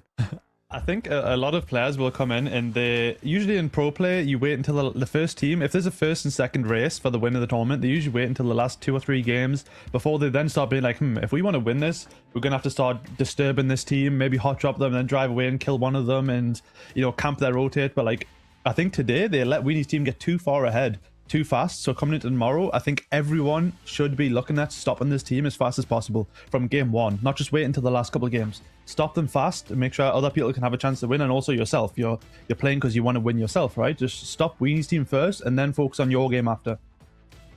And there's so many hints leading into, like, we're talking about the pro players and streamers and how they're mixed together, but remember that PGS is just around the corner. So there's a lot of interesting things that we're looking at moving forward into how all of the PGS series could play off of this. This is like a great high-speed warm-up for everything moving into what is just a couple of weeks away, like a week and a half, something like that, around the stages. PGS action is set to kick off, and it is going to be just as crazy, just as nuts as this. And I'm curious, do you think that there's going to be a leader in PGS, a Circuit 1, that's going to hold the same way we've seen Weenie do here, Mark? It's difficult, and you're right. This is kind of like an accelerated warm up, right? These obviously events are not connected, but we are seeing these pros that are going to be shipping themselves off in a couple of weeks' time to PGS1. I just want to go back to some of those points though, because a lot of these teams, and somebody's on the right hand side of the leaderboard, and let's give a shout out to Batalians, right, and their team. They're one of these teams that will averagely point manage an event. So when we look at a PGS1 that actually starts at the group stages, and then we've got a 2-day final, yes, they might not be winning when it comes down to the group stages, and we know Twisted Minds like to go through the lower bracket, the losers bracket, whichever way it's called. They like the additional games, but they can manage the run of a show, right? So will they come back? Yes, tomorrow. I wouldn't be too surprised that they might go back and have a look at this and try and readjust how they rejig, because this is good practice, especially for the accelerated for looting, even if we're going for a PGS. I mean, what's your take on it, Michael? You think the fact that we'll see similar dominance off the start to finish, or you think it's going to be very chaotic moving through those series? I mean, I don't think anything in PGS will be as stressful as this tournament. I think this trumps it 100%. It doesn't matter if you're fighting against Himas or Left or anyone. It's still not going to be as bad as what's happening here, because this is a slaughter. Yeah, I don't know. Like Battlegrounds team, they're on the right side of the leaderboard. I don't think it matters for his team and whoever he's on a team with, because Twisted Minds could be in 14th place and they could end the day with 70 points and be 3rd place after that day. Like, it doesn't matter for them. But yeah, nothing will be as bad as hectic as what today has been. It's been crazy. I mean, help me out. How come the Americas guy that you guys were trying to call out earlier has to remind you guys there is a Twisted Minds player that's on Weenie's team? So there is a similar set that can line up through that one. So we'll have to see. It's not just Batulans all the time. Perfectix is making a statement for himself. We've still got tons of action to go into tomorrow, guys, as this has been nuts. And I'll be honest, just a lot of fun. Like, no gaslighting, no nothing. This has just been really fun to watch. And shout out to all the players. Thank you guys for tuning in. We will be back tomorrow, same time, trying to set up everything. But don't forget, there is daylight savings time. All you players, all you guys watching, remember the fact that it's going to be a little bit different depending on if you do daylight savings time or not and how all that happens. But we will see you guys tomorrow. Thank you so much for tuning in, and cannot wait to see you then. Надо хупаш. Надо просто крашнуть. Пробуй. Я прям синюю метку заезжаю. Не, ну,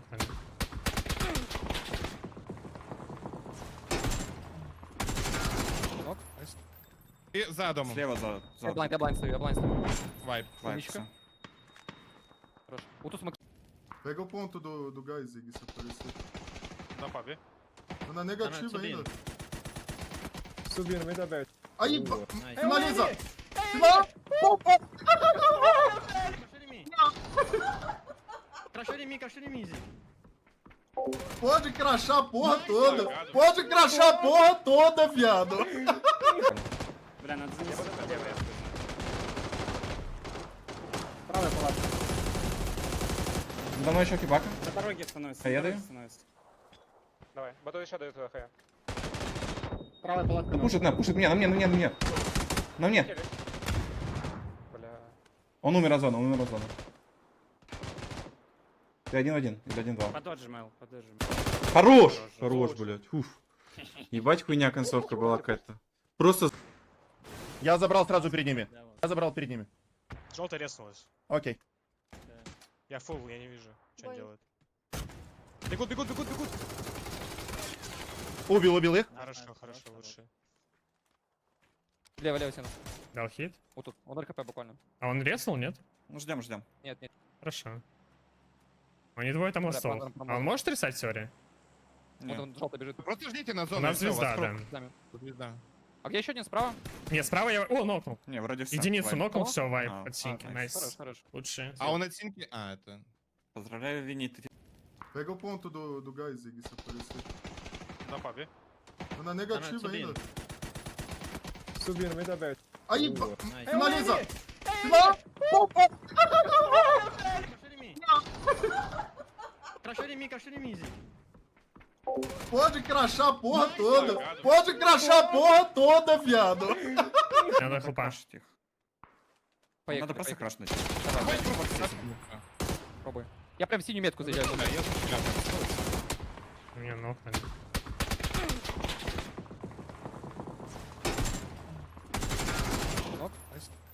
И за домом. Слева за... Я блайнд стою. Вайп. Умничка. Хорош. Уту смог. Batu, ese es el que hay que cazar. ¿O no? No, mentira. Bajaron a uno, murió Batulín, quedan dos nomás.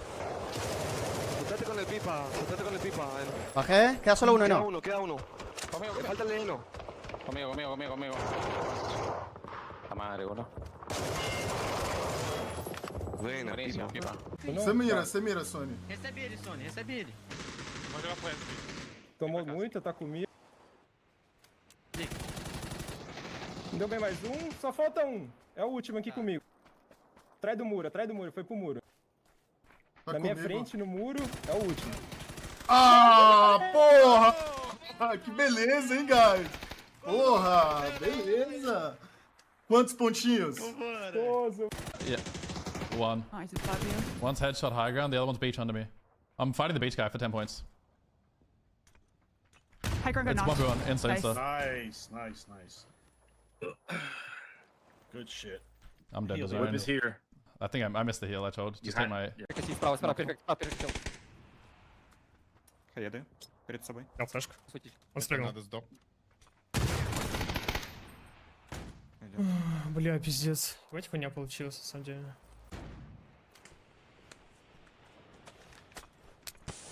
Out the wall, I think. Staying high ground. Nice, both there. Both, one HP, last, one HP on the wall. Direct follow it, things. Nice. Let's go!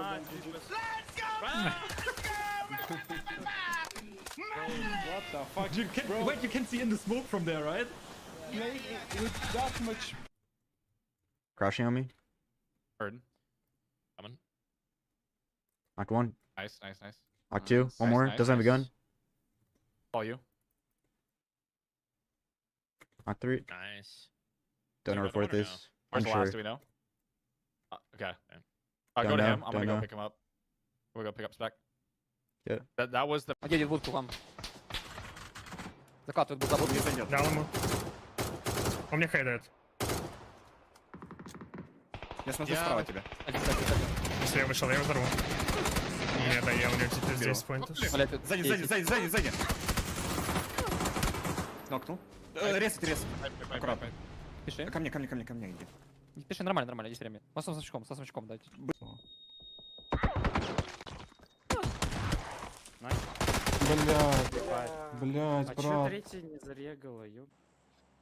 Normal food goes to stomach, kebab goes to heart. I couldn't agree more. I like that. A lot of people on plane still, sir. Ready for some randomness?